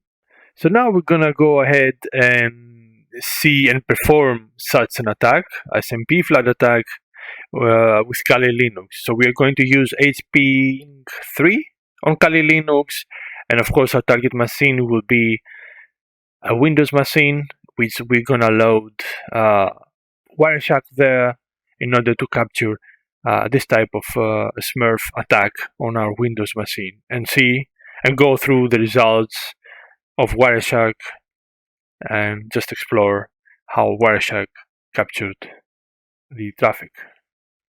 So here, back to our Linux machine, Kali Linux machine, we're gonna open a command line. Make sure you're always root, or you can also use sudo if you want. So the command is already tried out, and I have it here, which I am going to explain how everything works, what is the syntax of the command. So you start with sudo, you type hping3. You can also use hping3 space dash help, so you can find all sorts of things that this command includes and what you can do with it. So in this type of lesson, we're gonna learn how to flood a target with ISMP stream. So that means that we are going to use ISMP as a protocol dash ISMP, and then space. We're gonna choose then the type of attack we want, which is flood dash flood, and then space dash a, which means that it's gonna be spoofing our address. 192.168.8.164 is our victim's address. In this case, as I told you before, it would be a Windows machine, and then you have to go ahead and type another IP address, which is basically your network range, which you want to amplify the stream. So before we go ahead and hit enter, we need to go back to our Windows machine, fire up Wireshark, start capturing the traffic, and then we hit the command. So we fired up Wireshark in our Windows machine. We need to select our interface. We can select a network interface that we can select to start capturing. Hit capture, start capturing packets, and Wireshark will start capturing the traffic that is generated now on your Windows machine. So let's just go back on Kali Linux, hit enter on hping3 command, and then come back here and see if something happens. So back to our Linux machine, we are ready to hit enter here and load the attack, and then we immediately gonna turn back to Windows machine and check if Wireshark can catch this type of attack and what is happening. So let's just hit enter. And you can see that the attack is starting. Let's go back to Windows machine and check Wireshark if it started capturing the traffic.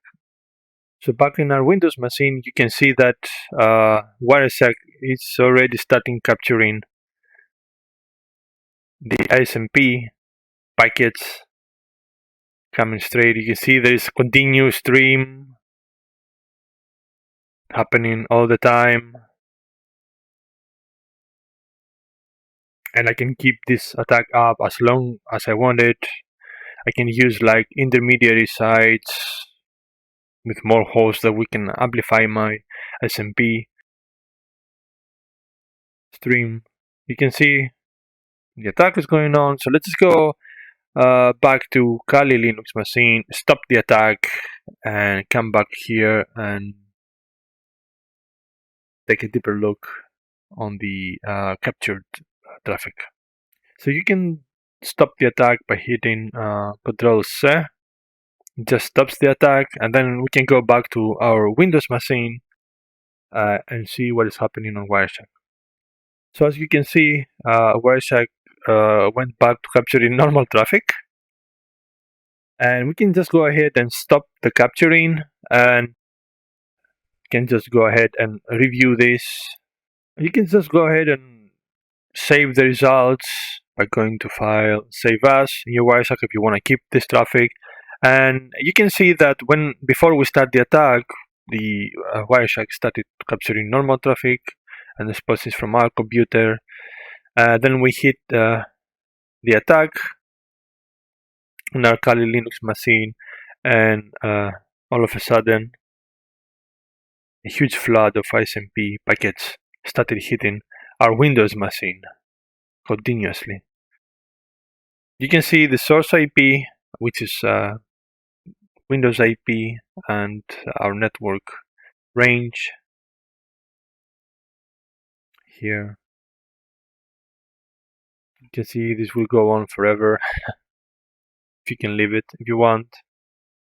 So what was covered in this lesson is that we basically learned how ISMP flood attacks work.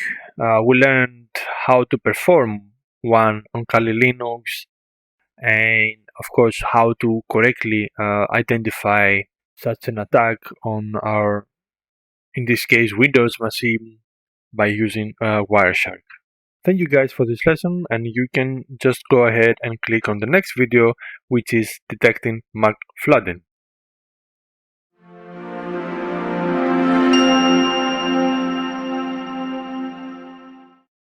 Hello guys, and welcome to another video on this chapter.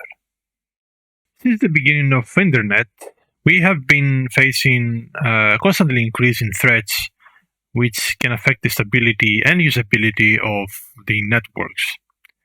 Nowadays, businesses rely on their networks and the internet more and more, so in order to defeat such attacks, we need to thoroughly understand how they work. MAC flooding is one of the most common network attacks.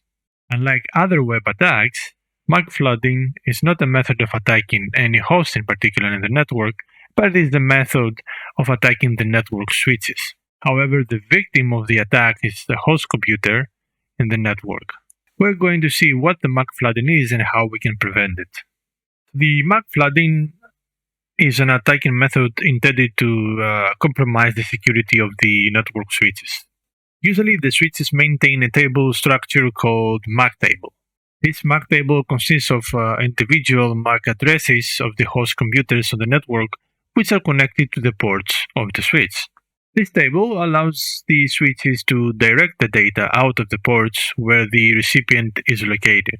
So the hubs, for this lesson, I am assuming that you know what a hub is, but I am going to offer some information in regards to that so you can understand thoroughly. The hubs broadcast the data to the entire network, allowing the data to reach all hosts on the network. Switches, though, send the data to the specific machines which the data is intended to be sent. This goal is achieved by the use of MAC tables. The aim of the MAC flooding attack, thus, is to take down this MAC table. In a typical MAC flooding attack, the attacker sends Ethernet frames in a huge number. When sending many Ethernet frames to the switch, these frames will have various sender addresses. The intention of the attacker is consuming the memory of the switch that is used to store the MAC addresses table. Thus, the MAC address table becomes full and it is unable to save new MAC addresses. It will lead the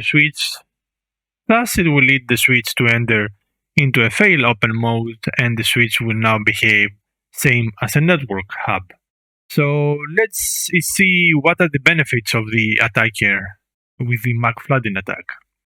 As the attacker is a part of the network, the attacker will also get the data packets intended for the victim machine or machines, so that the attacker will be able to steal sensitive data from the communication of the victim and other computers. Usually, a packet analyzer is used to capture this sensitive data. After launching a MAC flood attack successfully, the attacker can also follow up with an IRP spoofing attack. This will help the attacker retaining access to the privileged data even after the attacked switch is recovered from the MAC flooding attack.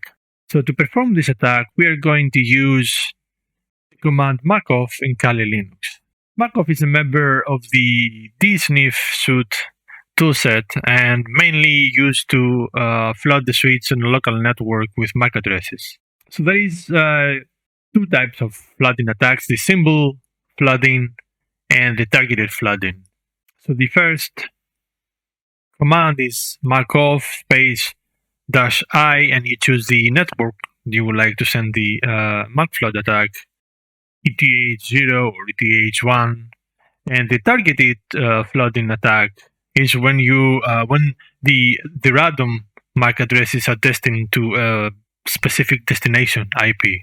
So therefore, it's macoff space -i space, you choose the network, ETH0 or ETH1, and then space -d flag, and then you provide the destination IP, the target IP you would like to attack. So we're going to see both of those attacks, and we are going to perform it in Kali Linux while having Wireshark aside, and we're going to see how everything is behaving and how we can see that in Wireshark. So we are in our Kali Linux machine, and we are ready to demonstrate an attack and see how that will be shown in Wireshark. So let's just go ahead in our terminal and type macoff -i, as we said, and then we are choosing the network. In this case, it's ETH0. For us, you can see it on Wireshark. Or if you would like to learn it, you can just go ahead and type fconfig, of course, and then you will see it here. So let's just clear out and type again -i, macoff space -i, then we are choosing our network. And let's perform this attack first, and then we are going to do the targeted flooding later on. And you can see how the Wireshark will capture the whole traffic in our targeted machine later on. So let's just perform this attack first. Start capturing on the desired network, and then start performing the attack. So you can see there is a lot of like MAC addresses going in. By this time, the switch is already flooded, I guess, after like a few seconds. And you can see in real time here in Wireshark, there is all sorts of packets coming. So before we stop the attack, you can see that, let's say that there is an opportunity for you. You are capturing packets, or you're investigating something, or you're exploring something on Wireshark while this attack happening. So while you're exploring something and while you're exploring something else and you see some packets coming out like that, and there is no information coming in, that means you're under a MAC flooding attack. Your network is. So you can see the source and the destination are completely like random, and the only purpose is to fill up the MAC address table. You can see that. So as soon as we stop this attack, we can see that the traffic will go back to normal. So let's just stop this capture. So now if you have, let's say, a pickup file that you have saved, so let's say that you have a pickup file that you have saved. It contains some network traffic from your web server or from your company or from a specific network. So usually there is a lot of data coming in and out of machines and of the network. So it's hard to go through each by one line. So usually what I do is, as you saw, there is no information when such an attack happening. And if you see random addresses, the only thing that you can do is just by categorize by info. I know it's going to take a little bit of time. You can see if I press info again, so this will categorize everything by information. So there you go, you have it. You have all the packets going back and forth from any source IP to any destination IP. They have no information. This is usually traffic that it's bloating the switch and the network.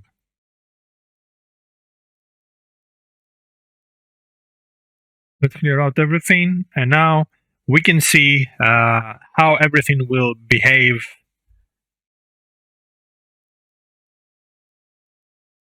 when we are going to flood the switch with random MAC addresses destined to a specific IP address. So let's say that we are, let's type the same command, and this time we're going to use additional -t flag, and then we are going to choose our target. So let's choose this target, start capturing, and perform the attack. So you can see in real time here in Wireshark that is a lot of random MAC addresses specifically going to that IP address that we have typed in our command, Machov command.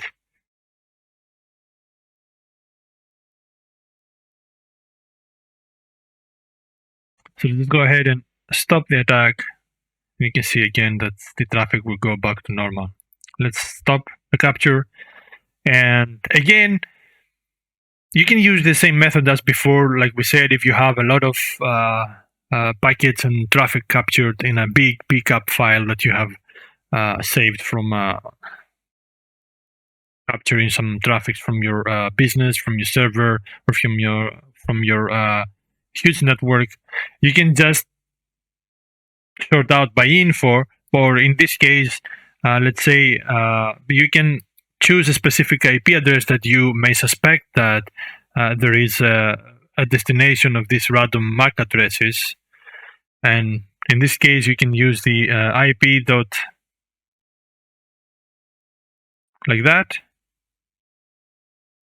Okay, so you have now all the packets going to a specific destination, this 8.186 that was the target of our MAC flooding attack.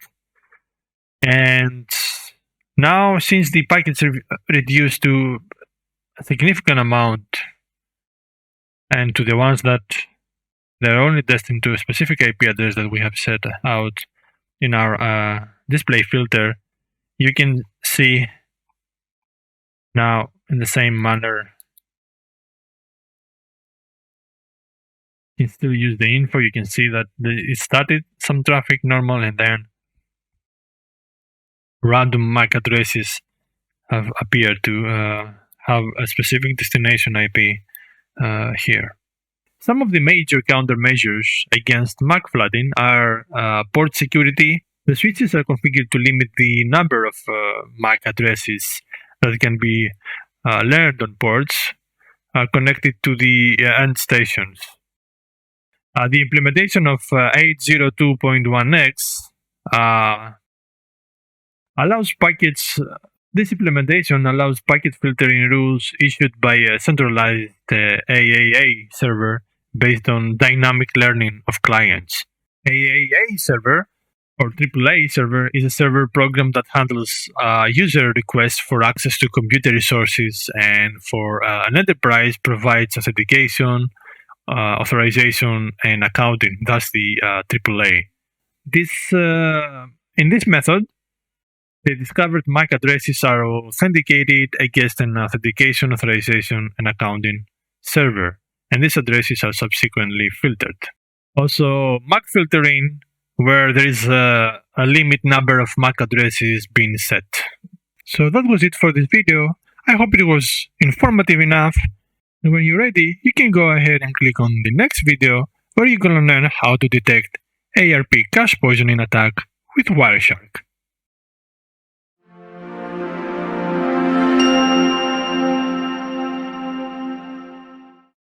Hello guys, and welcome to another video on this chapter. In this video, we are going to learn how to detect ARP cache poisoning attack with Wireshark. ARP, the address resolution protocol, is responsible for translating IP addresses into MAC addresses.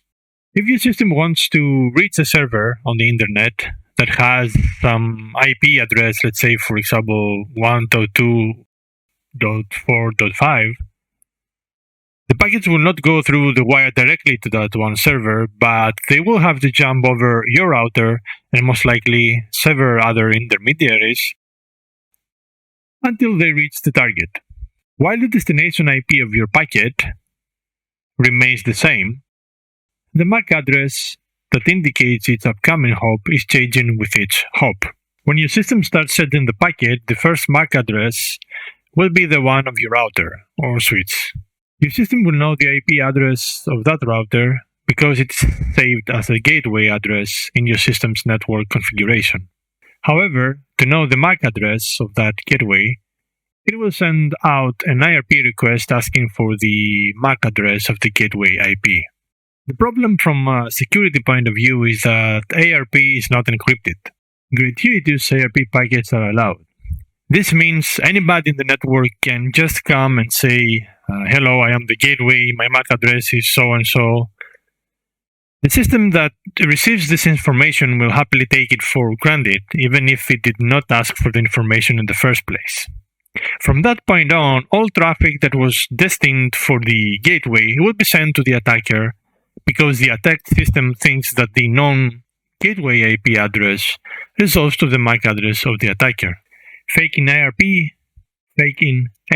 packets by sending a wrong combination of IP addresses and MAC address is called ARP spoofing, the process of messing up the attack system's ARP table where it stores that information for a few seconds is then called ARP poisoning. So let's just go ahead in our Kali Linux machine and see how we can perform an ARP cache poisoning attack and how to easily detect that using Wireshark. So in this video, we are going to run Metasploit in our test environment to perform an ARP poisoning attack against another lab system that I have set up virtually on my computer. So please go ahead and open a terminal in your Kali Linux and we can just go ahead and type MSF console. So once Metasploit is loaded, we are presented with the appropriate screen that tells us so. So now I'm not going to get into more details about Metasploit. There's a lot of things been going on, but just keep following the commands and instructions that I'm placing so we can, if you want to do that at home, you can perform an ARP poisoning attack and you can use Wireshark to detect it. So we're going to use some auxiliary. So we're going to use the ARP poisoning auxiliary in MSF console. So with that, we can just go ahead and type use and then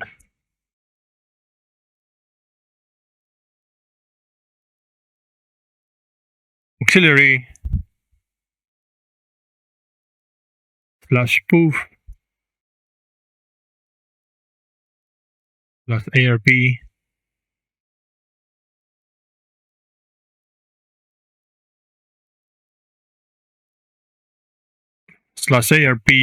/ARP_poisoning. Press enter, and as you can see, the auxiliary mode that we chose is also, it is presented in front of us that it has been selected. So Metasploit usually will do all the dirty work for us. We just have to provide some more details to make the attack work properly. So that would be first, we need to provide the IP address of the target system that we want to attack. Secondly, the IP address of the gateway. And lastly, the IP address of our own system. So you can just go ahead and type show options, and you are presented with all the details that this auxiliary mode is encompassing.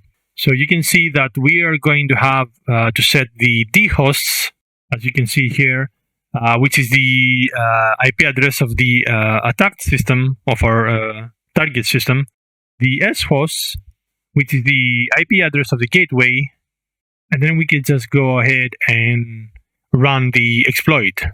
If you make a mistake and you mix up dhosts with shosts, you can just repeat the command and Metasploit will override the information. So let's just go ahead and set the target IP address.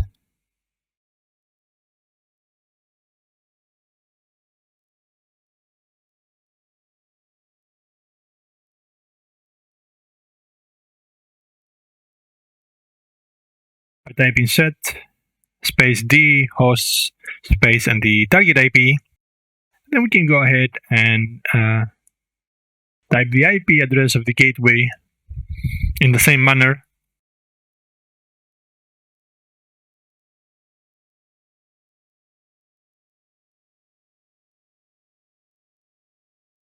Hit enter. Then we can go ahead and type show options one more time and see if our information is there. So you can see that everything is set. Then we can just go ahead and run the attack by typing exploit. But first we have to run Wireshark. So let's go ahead and type exploit and run the attack. And you can see immediately if you're having the Wireshark open at the same time, you can see that from the moment that we started the RP, the ARP poisoning, which is in progress, as you can see, there is all sorts of MAC addresses going back and forth, as you can see.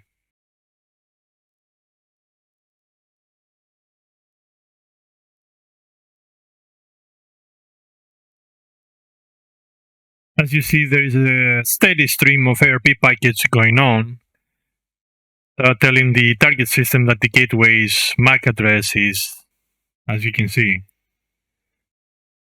the MAC address of our own system.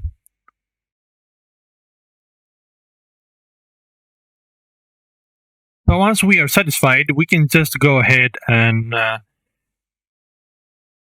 press Ctrl-Z to end the attack in our terminal. So we're stopping the attack, and now we can stop the capturing. We can stop capturing on Wireshark. As you can see, in a normal network, ARP poisoning is very easy to perform. Usually, when you are running Wireshark while the ARP attack is running, Wireshark is clever enough to realize that there are contradicting ARP packets. Sometimes a packet says that the gateway IP has, quote, the real MAC address of the gateway, unquote, but then some packets say the MAC address, the equivalent MAC address of your computer. So this finding will not be prominently advertised while you're going through this whole traffic, but you can find this node if you go to Analyze and then Expert Information. As you can see in the Expert Information window that has been popped up, you can see that there is a warning, duplicate IP address configured, as you can see. This warning can simply mean that one or more of the systems in your network are not using DHCP but static IPs, and that two or more of them are now using the same IP address. This is the result. So this would then result in conflicting ARP packets. On the other hand, if you're using DHCP, or if you know that you properly set up your network without duplicate IP addresses, then this node is a strong indicator that a spoofing attack is going on. As you saw and as we mentioned earlier, it's very easy to perform such an attack. But there are some countermeasures that you can take. You can work with static ARP entries. This means you manually tell your system not only the IP address of the gateway, but also the corresponding MAC address. You can then simply ignore all information that is flowing in via ARP packets, which could be stating anything else. Microsoft recommends a solution which would need to be performed after every system reboot. Apparently, there are more permanent methods. So permanent that you might have trouble getting rid of the static entry later on. On the other hand, striving to handle static ARP entries in large company networks with thousands of mobile workstations is rather an unrealistic endeavor. You can use dynamic ARP inspection if it is supported by your switch or router, and you can use Wireshark, of course, for ad hoc detection. So that was all for this video. I hope it was informative enough for you, and when you're ready, you can go ahead and click on the next video where you're gonna learn how to examine Tor traffic with Wireshark.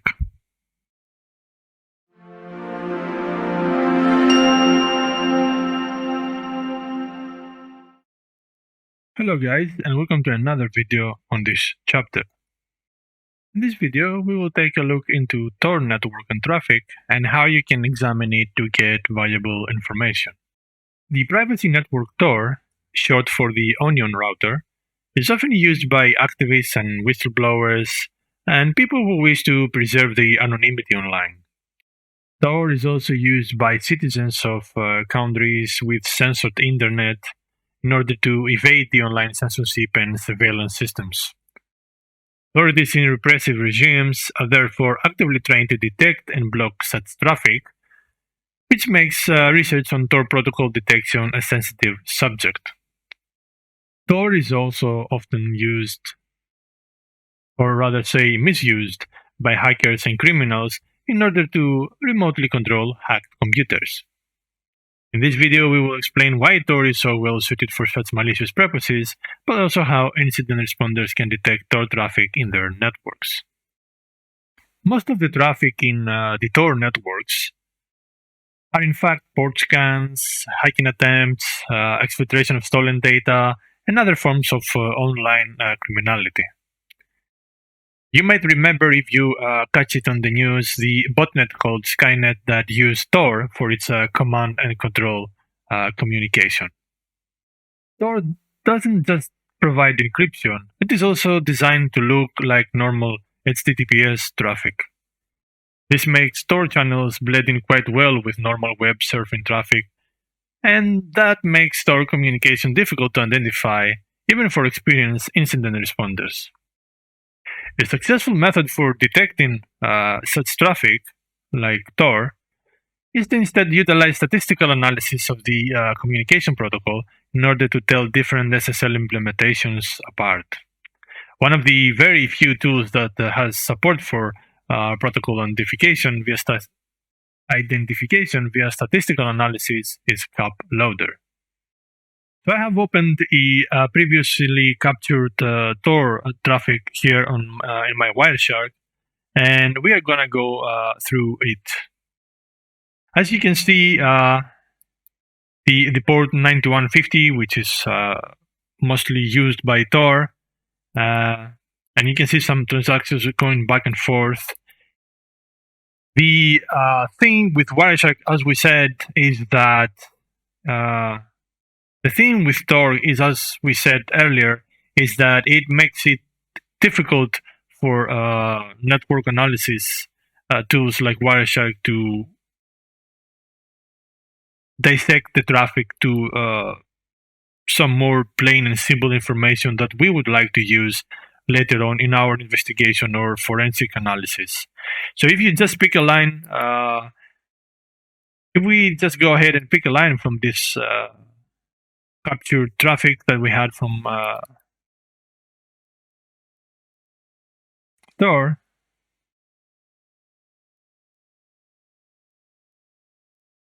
you can see destination port flags, But if you go ahead and right click and follow TCP stream is how you usually view the information that you would like in order to see any kind of like unencrypted or plain text data that you would like to use later on for investigation purposes. So as you see, there is little to few in plain English language that you can identify, and usually this is information that will tell you the level and kind of encryption is being used, and everything else, all the other information is encrypted, as you see. So it's basically no information can be gathered from this network stream and transaction going back and forth. It's only the certification authority and so on and so forth. And that is the purpose of Tor network, to avoid decrypting the packets. One tool, though, that I would like to introduce that it can be useful of decrypting such traffic to very well structured data and HTML formats, and also uncover all the images that might have been used or search queries. This is the Network Miner tool. So there is this Network Miner tool. There is a free version and also a paid version where you get all the full functionalities and potential of this software. But for this video, we are going to use the free version, which you can go ahead in their website and you can follow the instructions, the installation instructions for Network Miner in Windows system and in Linux systems as well.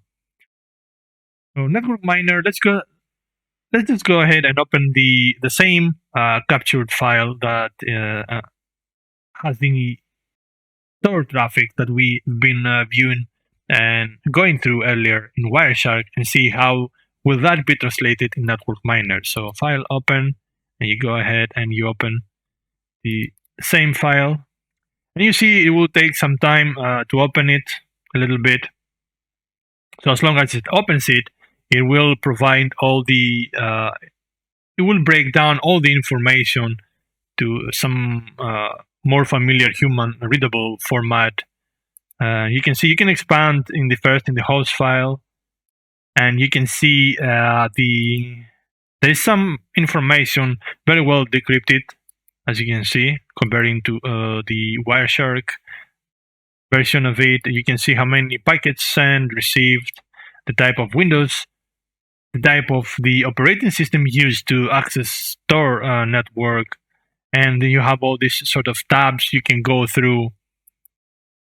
So if we go to files, you can see pretty much all the websites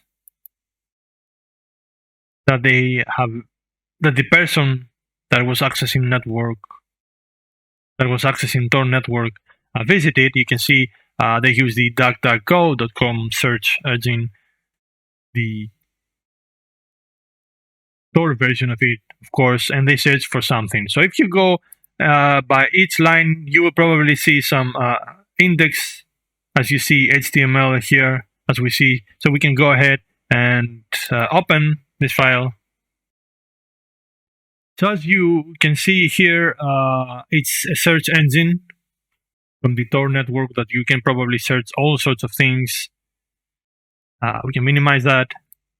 Go to our Network Miner. You can go and see, maybe we can check this indexed PHP HTML, and we can go ahead and open that again, right click, and you can see that here we have the search results of the engine that the guy used and what kind of search query he or she has used. So this person obviously was searching for buying fake passports, and you can see all the search results and everything.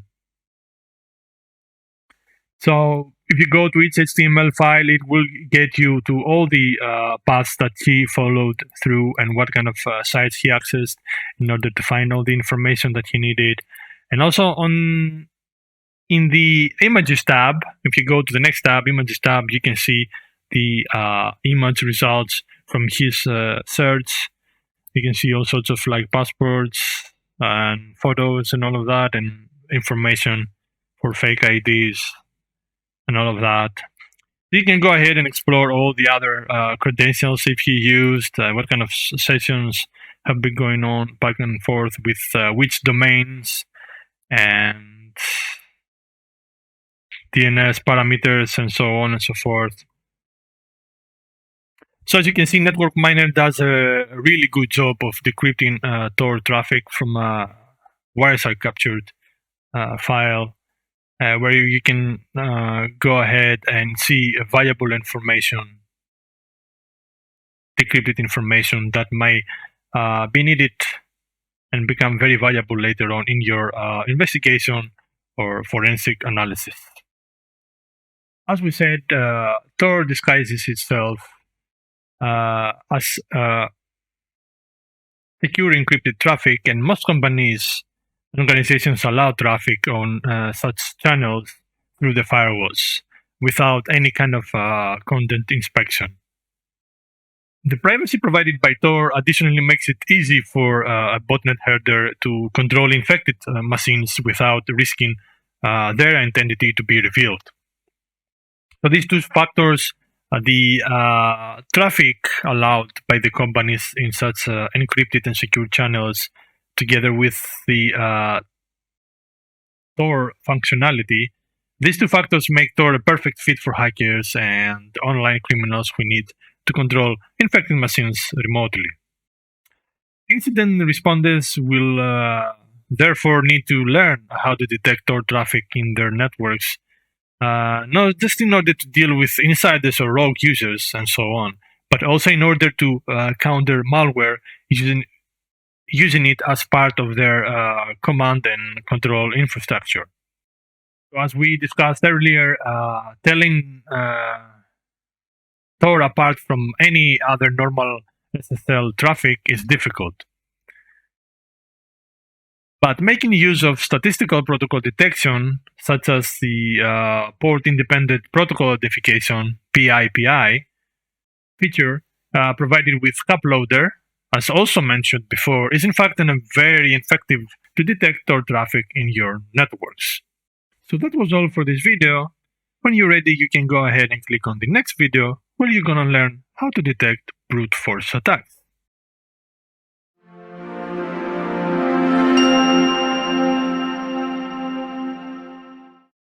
Hello guys, and welcome to another video of this chapter.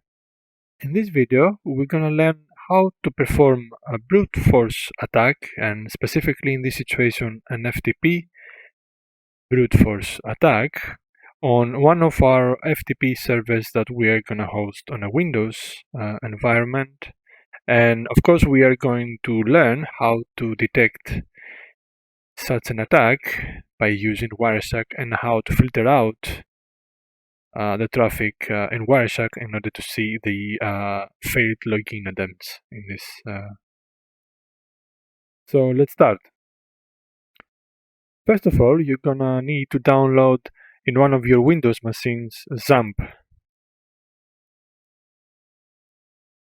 So once you have installed XAMPP, you can just go ahead and open it, and you're going to need to start FileZilla, which is the FTP server. So let's just go ahead and start this service on our Windows machine. So you can see that FileZilla has started, and these are the ports.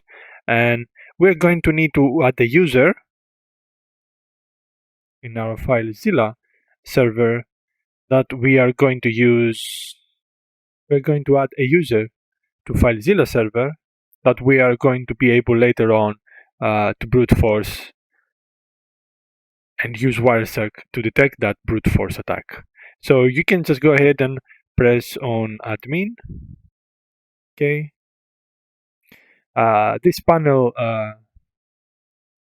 loads up. You can just go to edit users, and you can add a user. Here I already set up the user with the username user, of course. you can just press add. You press the any username that you were not, and you can press any username that you would like. Press OK.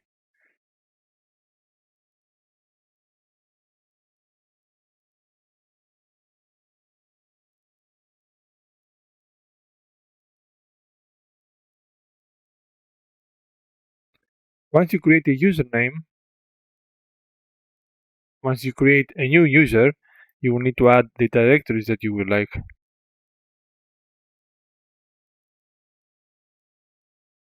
to be on the shared folders in order for that username to be activated. So in this case, we're going to use the user with the username user.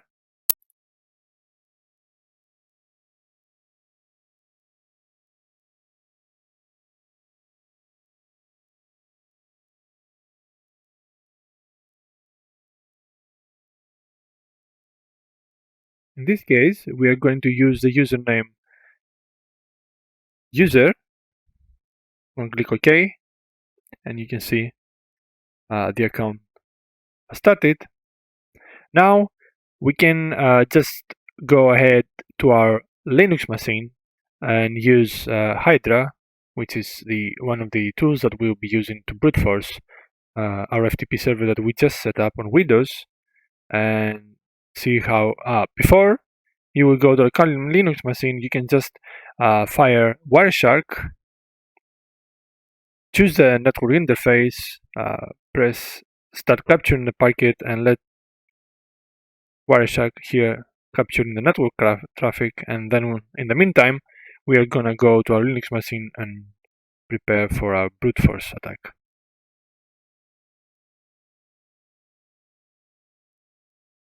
So here we are in our Kali Linux machine, and now we are going to prepare for the brute force attack by using Hydra.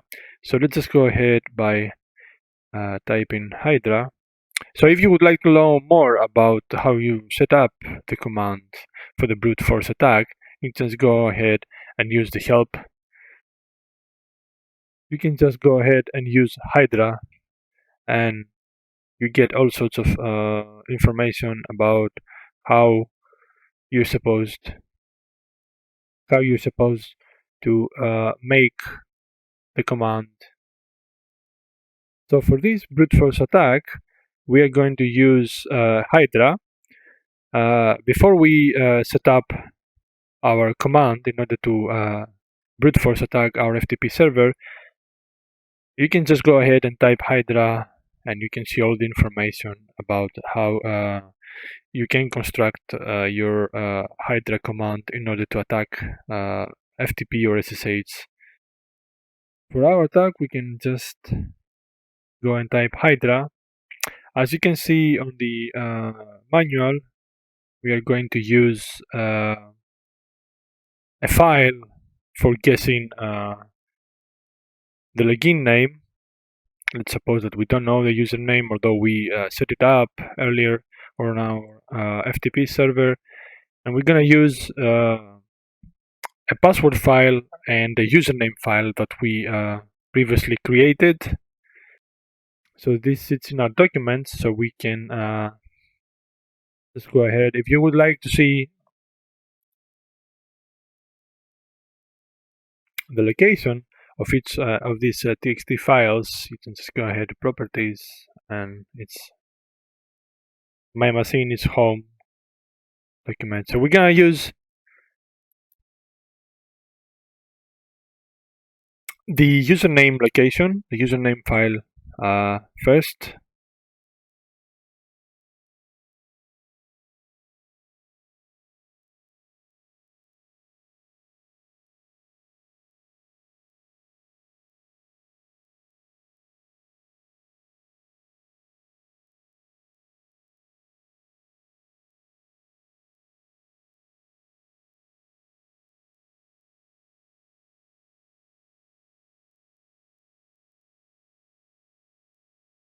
Space dash capital P, and then you stop the location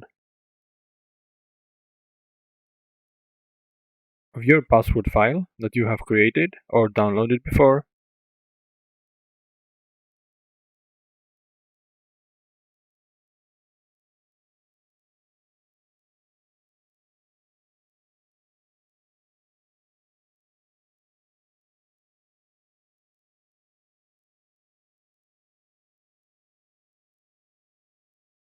We would like our results to be verbose, so in this case we're going to use dash v, capital V, and then we're gonna write the IP of our target. So in this case, the FTP server is sitting on localhost on our machine, so we are going to use the IP address of our Windows machine to attack, which is in this case is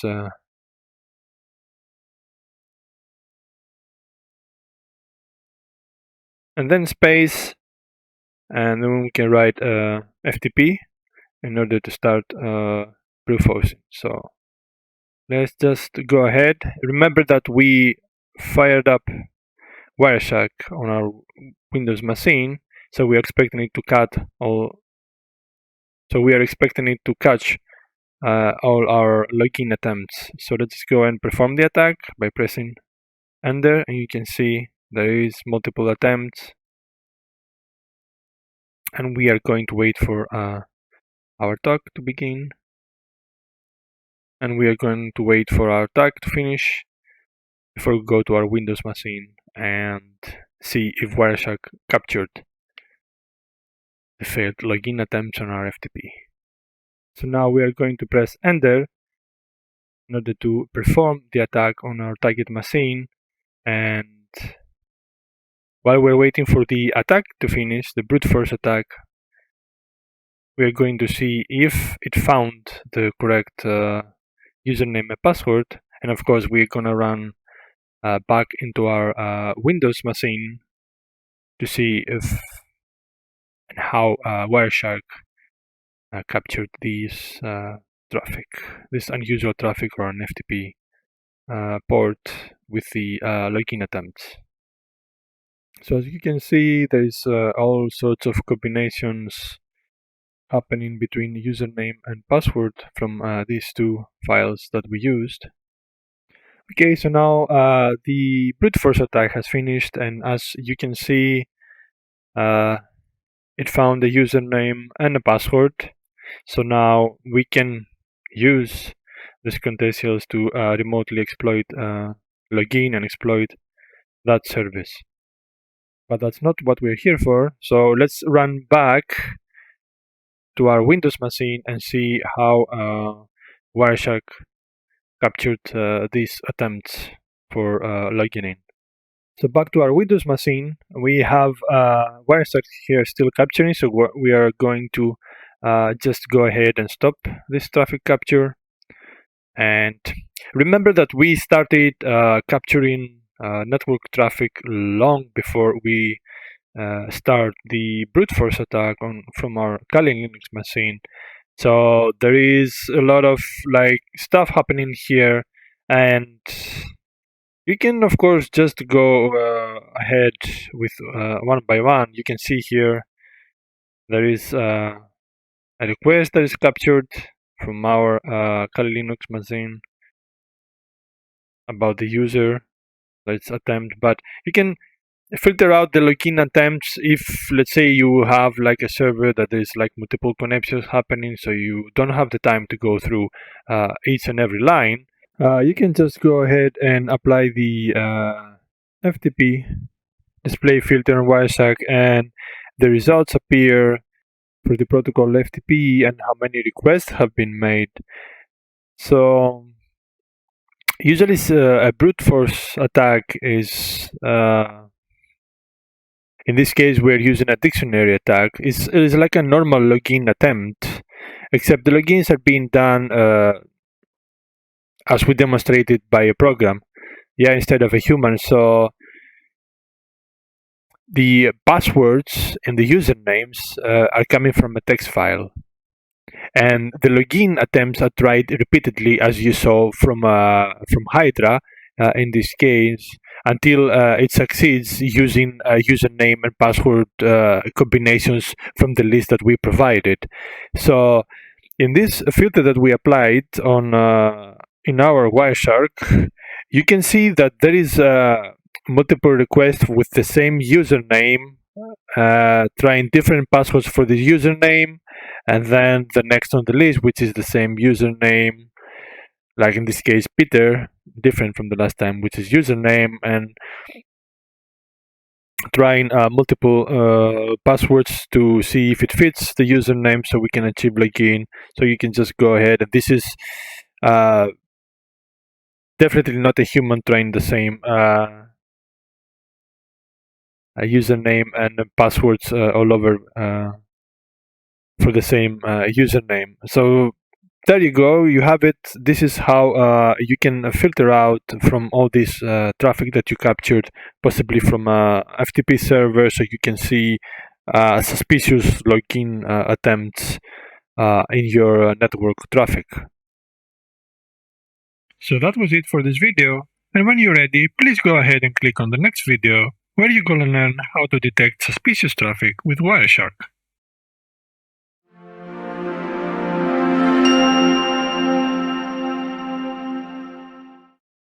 Hello guys, and welcome to another video on this chapter.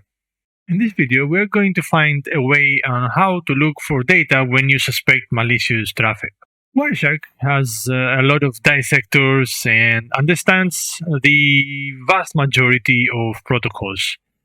So usually when you're capturing some network traffic and you dissect through the traffic, you can see that Wireshark translates and understands pretty much everything, like DNS queries and so on and so forth. Let's just jump straight away into Wireshark and see how we can see that difference in the unwanted suspicious traffic. I have opened here a captured file in my Wireshark that it's some HTTP traffic that is like an exe is being downloaded. So you can see that there is some DNS queries and some TCP transmission, and if you go through all the file, you can see that we're using Google to search and then download the file, and so on and so forth. So you can use the protocol hierarchy, so you can see that everything is going on in a healthy way. So you can just go ahead to statistics and protocol hierarchy.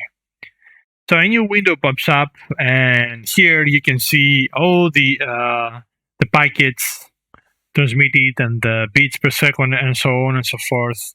So if you go to the user data protocol, that you can see some domain name system translation from Wireshark, which is the DNS queries.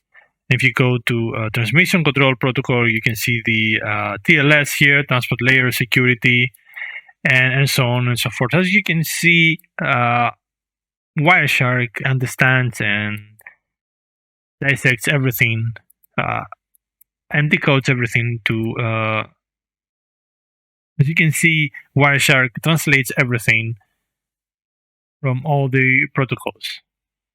So now let's just change and open up some file from a network traffic that we captured, and that we suspect that there is some kind of like a suspicious activity going on there. So you can go through the file and see what is happening, all the transactions, the going back and forth by each line, and you can also go ahead and use the statistics again and use the protocol hierarchy. As you can see, everything is broken down here, the UDP protocol, the DNS query, and also you can see here in the TCP, in the transmission control protocol, there is some data. Usually when Wireshark doesn't dissect or understand something, it just describes it to plain and simple data. So that might or might not be some kind of like suspicious. So first it should raise some flags to you, and you might want to investigate that further.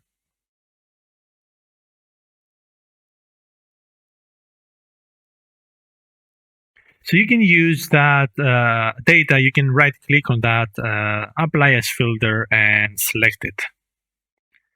So you can close that. And you can see now our traffic is being filtered to the so-called data that Wireshark couldn't translate based on the protocols and dissectors that it has. So you can see some non-standard ports use and communication going back and forth with the push command. That's kind of a little bit suspicious, to be honest, when you see something like that going back and forth. And that is very useful when you are doing forensics or network troubleshooting. So you can go to each line of the network stream and you can just investigate further what is happening there in order to determine if this traffic is indeed unwanted and suspicious and malicious traffic. So I hope that video was informative enough in order for you to understand and differentiate healthy from malicious traffic. And when you're ready, you can go ahead and click on the next video where we're going to have a look deeper into the denial of service attack.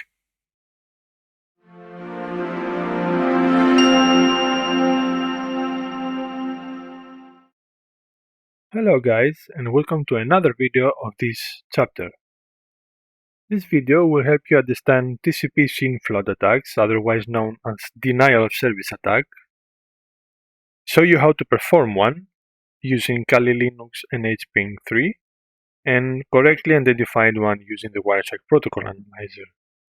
So some information regarding denial of service attacks. In general, they are simple to carry out and can cause serious damage, and they aren't always obvious.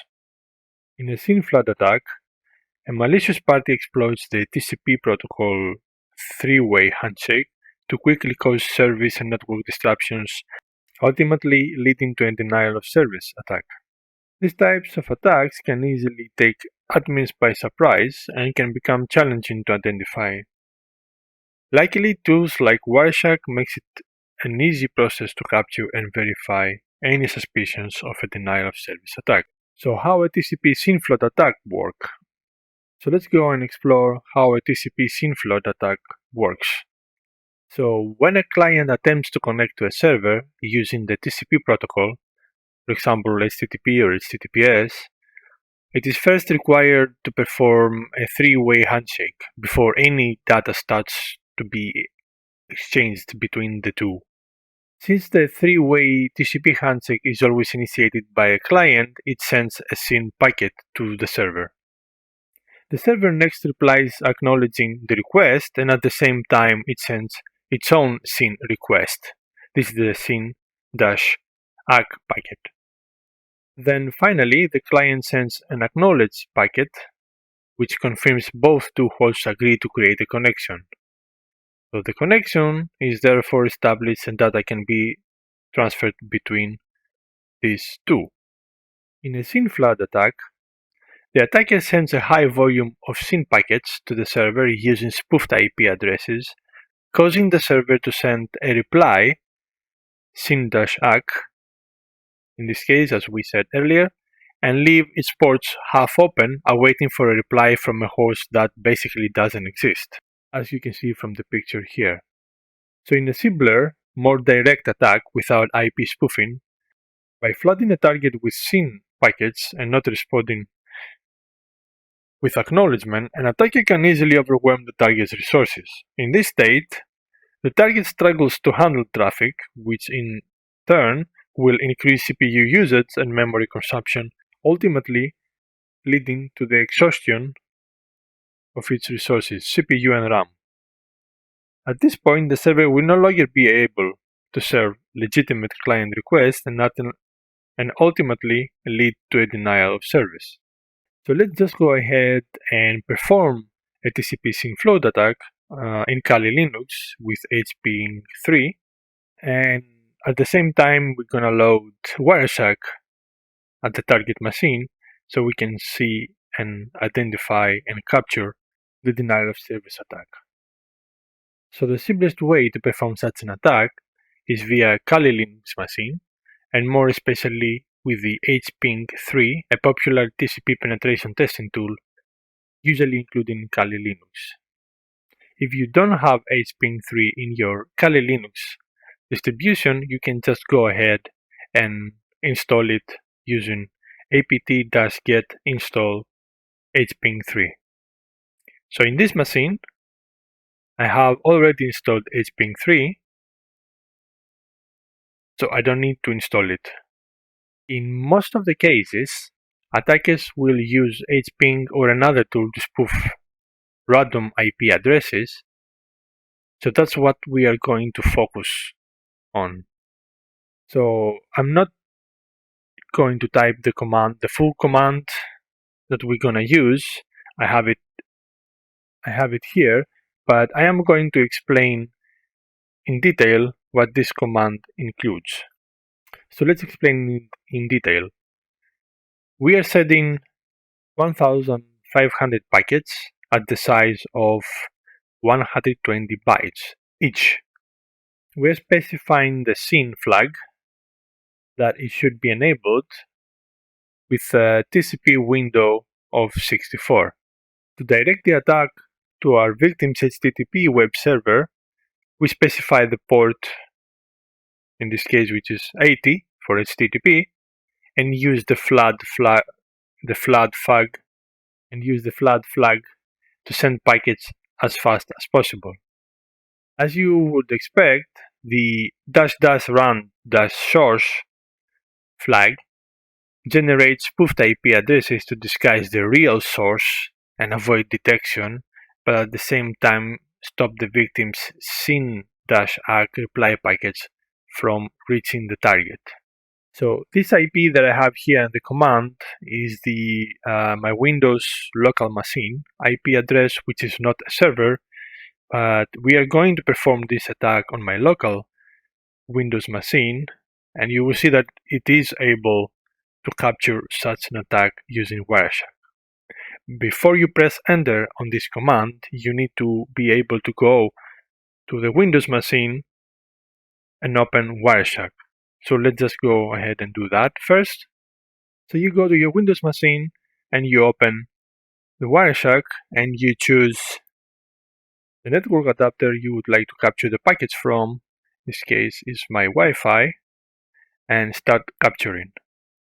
So now we start capturing the traffic on the Windows machine, and we're gonna go straight away to our Kali Linux machine to perform the DDoS attack, and then come back to Windows machine to see how the SYN flood attack is being captured by the Wireshark.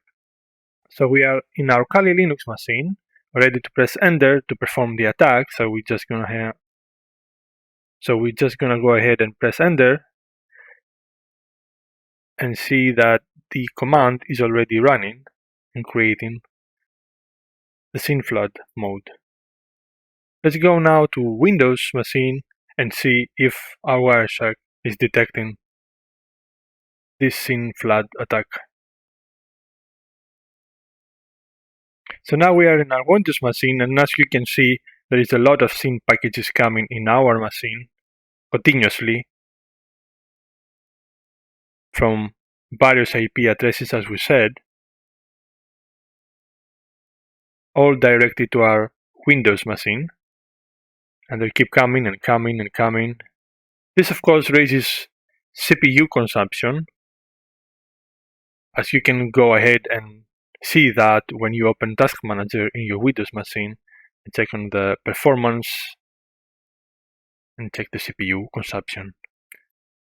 So the TCP SYN flood attack continues right now. We can see like Wireshark is capturing that. So let's just go ahead to our Kali Linux machine, stop the SYN flood attack, and then immediately return to our Windows machine and stop the capturing and go ahead and check a little bit the SYN flood attack. So you can stop this attack by pressing Ctrl X to your Kali Linux machine. So you can stop the attack by pressing Ctrl C, and you can see that the attack has stopped. So let's just go back to our Windows machine and stop the capturing on Wireshark. So now we are back to our Windows machine, and as you can see, we stopped the capture of the network traffic, and we can start like investigating the whole thing from the beginning. And you can see that when we started capturing the packets, there is traffic going on, and if you go further, you can see that the attack will start at some point, and Wireshark is capturing that. So the moment you will see a lot of SYN float attacks on the port 80, you will see that the attack starts.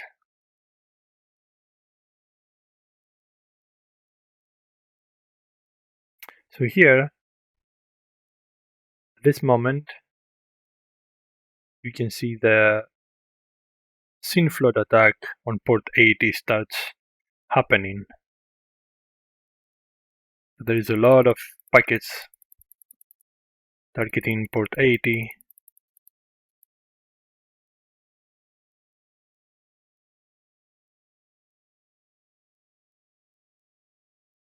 And since we let this attack happen for a long time, the more you go down on this capture, the more you will see our port 80, the more you will see our port 80 on Windows machine flooded with SYN packets.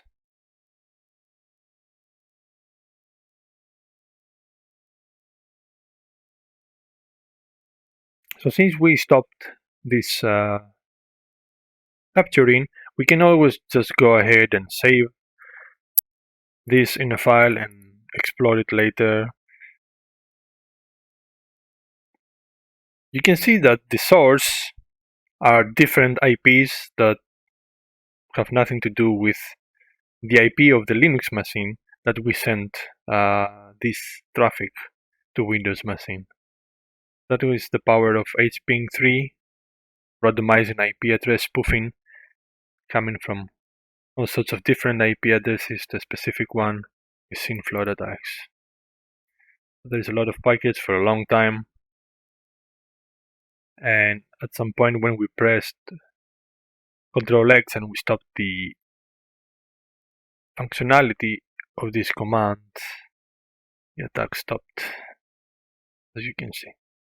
So in this lesson we explained in rather detail how a TCP SYN float attack works, and we also demonstrated how to perform such an attack in Kali Linux with hping3, and we also saw in the targeted machine how Wireshark detected this TCP SYN float attack that we sent from Kali Linux machine, but with different IP sources as we are spoofing the IPs. So that was it for this lesson, and you can just go ahead and click on the next video where you're going to learn how to identify a bot infected host.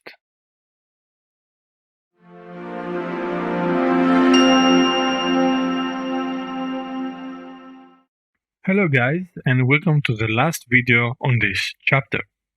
In this video, we are going to see how Wireshark can help us identify if a host in a network is infected with some kind of a bot. So I've started Wireshark and I loaded a capture file for this case that we are going to have a look into if anything suspicious is happening. This captured file, you can also find it in the Wireshark capture samples online, and you can go ahead and download and do your own investigation and practice and see if you can find the same things as me, and also that will help you gain experience and utilize that in projects. So the first thing that I always search, as you can see, you already have it like in front of you, is that if anything like SYN package going out from a specific host to other hosts in specific ports and so on. So if you have a big traffic that you captured and you saved for this file and you don't want to go through each and every line, you can go ahead and use the TCP display filter, and immediately all the TCP traffic will be presented to you in front of you. So as you can see from this file, we have a lot of like SYN packets going to specific ports from a specific source IP. As you can see, this 10.129.211.13 going to various actually destination IPs in a specific port, as you can see. And then if you go down and you scroll down, there is also from the same destination, the same IP, source IP, and to a different port, and so on and so forth. So you can see that there is a specific host that is doing that. You can also see that the source IP and the destination IPs are in the same network, but in different subnets. So you can see there is definitely something suspicious coming out from this host that actually affecting other hosts in the network as well. So usually after you've been through this investigation to check if something abnormal happening in your network, you can go ahead and check for any kind of like DNS queries that may be happening, and you will be, of course, alarmed if you find this source IP in your DNS filtered results. So let's go ahead and type DNS and see what's going on. So we have 6 results here. You can see straight away the same IP, the source IP that was generating these SYN packets to other hosts in the network. This 10.129.211.13 DNS query. That we can see that there is a domain here, bbjj.household.com, and then it receives a response, and then it immediately sends another DNS query to another domain, and then receives another response, and then again to another domain, and so on and so forth. You can another thing that you can go through each and every line. What you have to actually pay attention is the DNS query responses in these cases. So if you highlight the DNS query response and you go down here to domain name system and expand that, yeah, you will get like valuable information. You can see that you have here in the flags section, you have the questions, the answer, authority, answer resource records, authority resource records, and additional resource records. So this number here is a little bit alarming. Usually when you have like a question 1, the answer should be around 3, 4, maybe maximum 5 at some point. In some cases, the authority RRS is 2 and the additional other resource records is 3. So this is very alarming, and you can go ahead and see more information on the answers if you go here to answers and expand this. So as you can see, there is all the IP addresses on the answers, and this should be making you very nervous when you see something like that, like more than 3-4 IP addresses, and the canonical name here, this wpgw.wallong.com, and so on. You can go ahead and check the other DNS query response from this one. You can see this is also like 11 answers. This is very alarming. And you can also check all these IP addresses and so on. And since we have figured out the first thing, that is there is definitely some traffic that is not normal and we don't want it to be there. Let us find out where is this traffic generated to and what is this whole thing.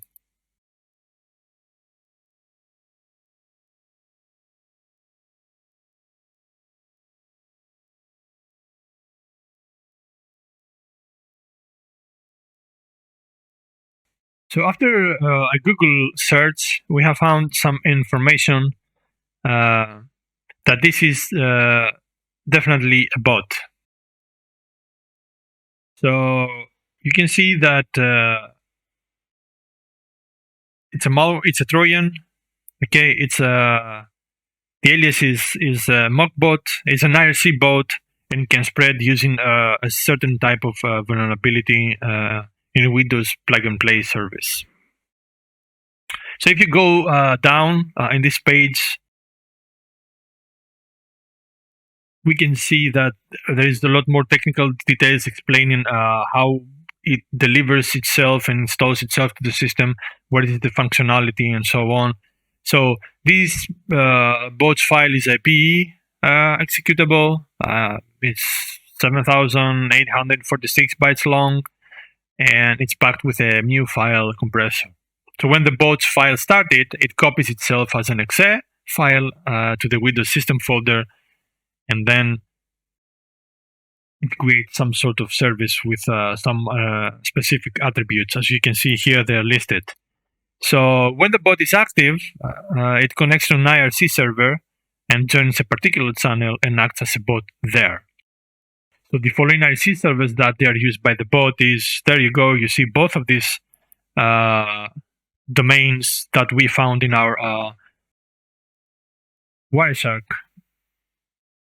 So you can see that this is the bbjj.household.com and this ybgwwallone.com. So furthermore, you can see that the bot joins a password-protected IRC channel where the hacker can send commands to the bot in order to control infected machines. So there is several tasks that can be performed.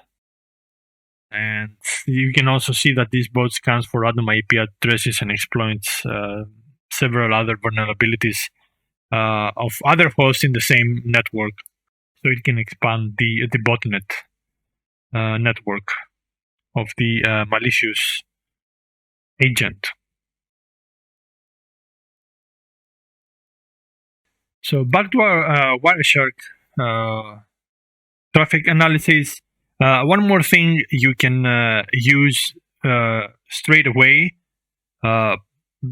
instead of, let's say, filtering the results with DNS. You can also do that first. Take the DNS, as we said, as a second step first, and then if you would like to see more, then you can go ahead to highlight one of the query responses you have in your DNS display filter results. You can go to answer resource records and you can do right click, prepare as filter, and select it. So immediately you can see in the display filter, it appeared the dns.count.answers equals 12 sign straight away. So you can use that as a display filter if you would like to search. Let's say if you have a traffic capture that you would like to search, if you have answers more than 4, let's say, or you can search by more than 5, which is like the ultimate limit you can search for suspicious DNS query responses.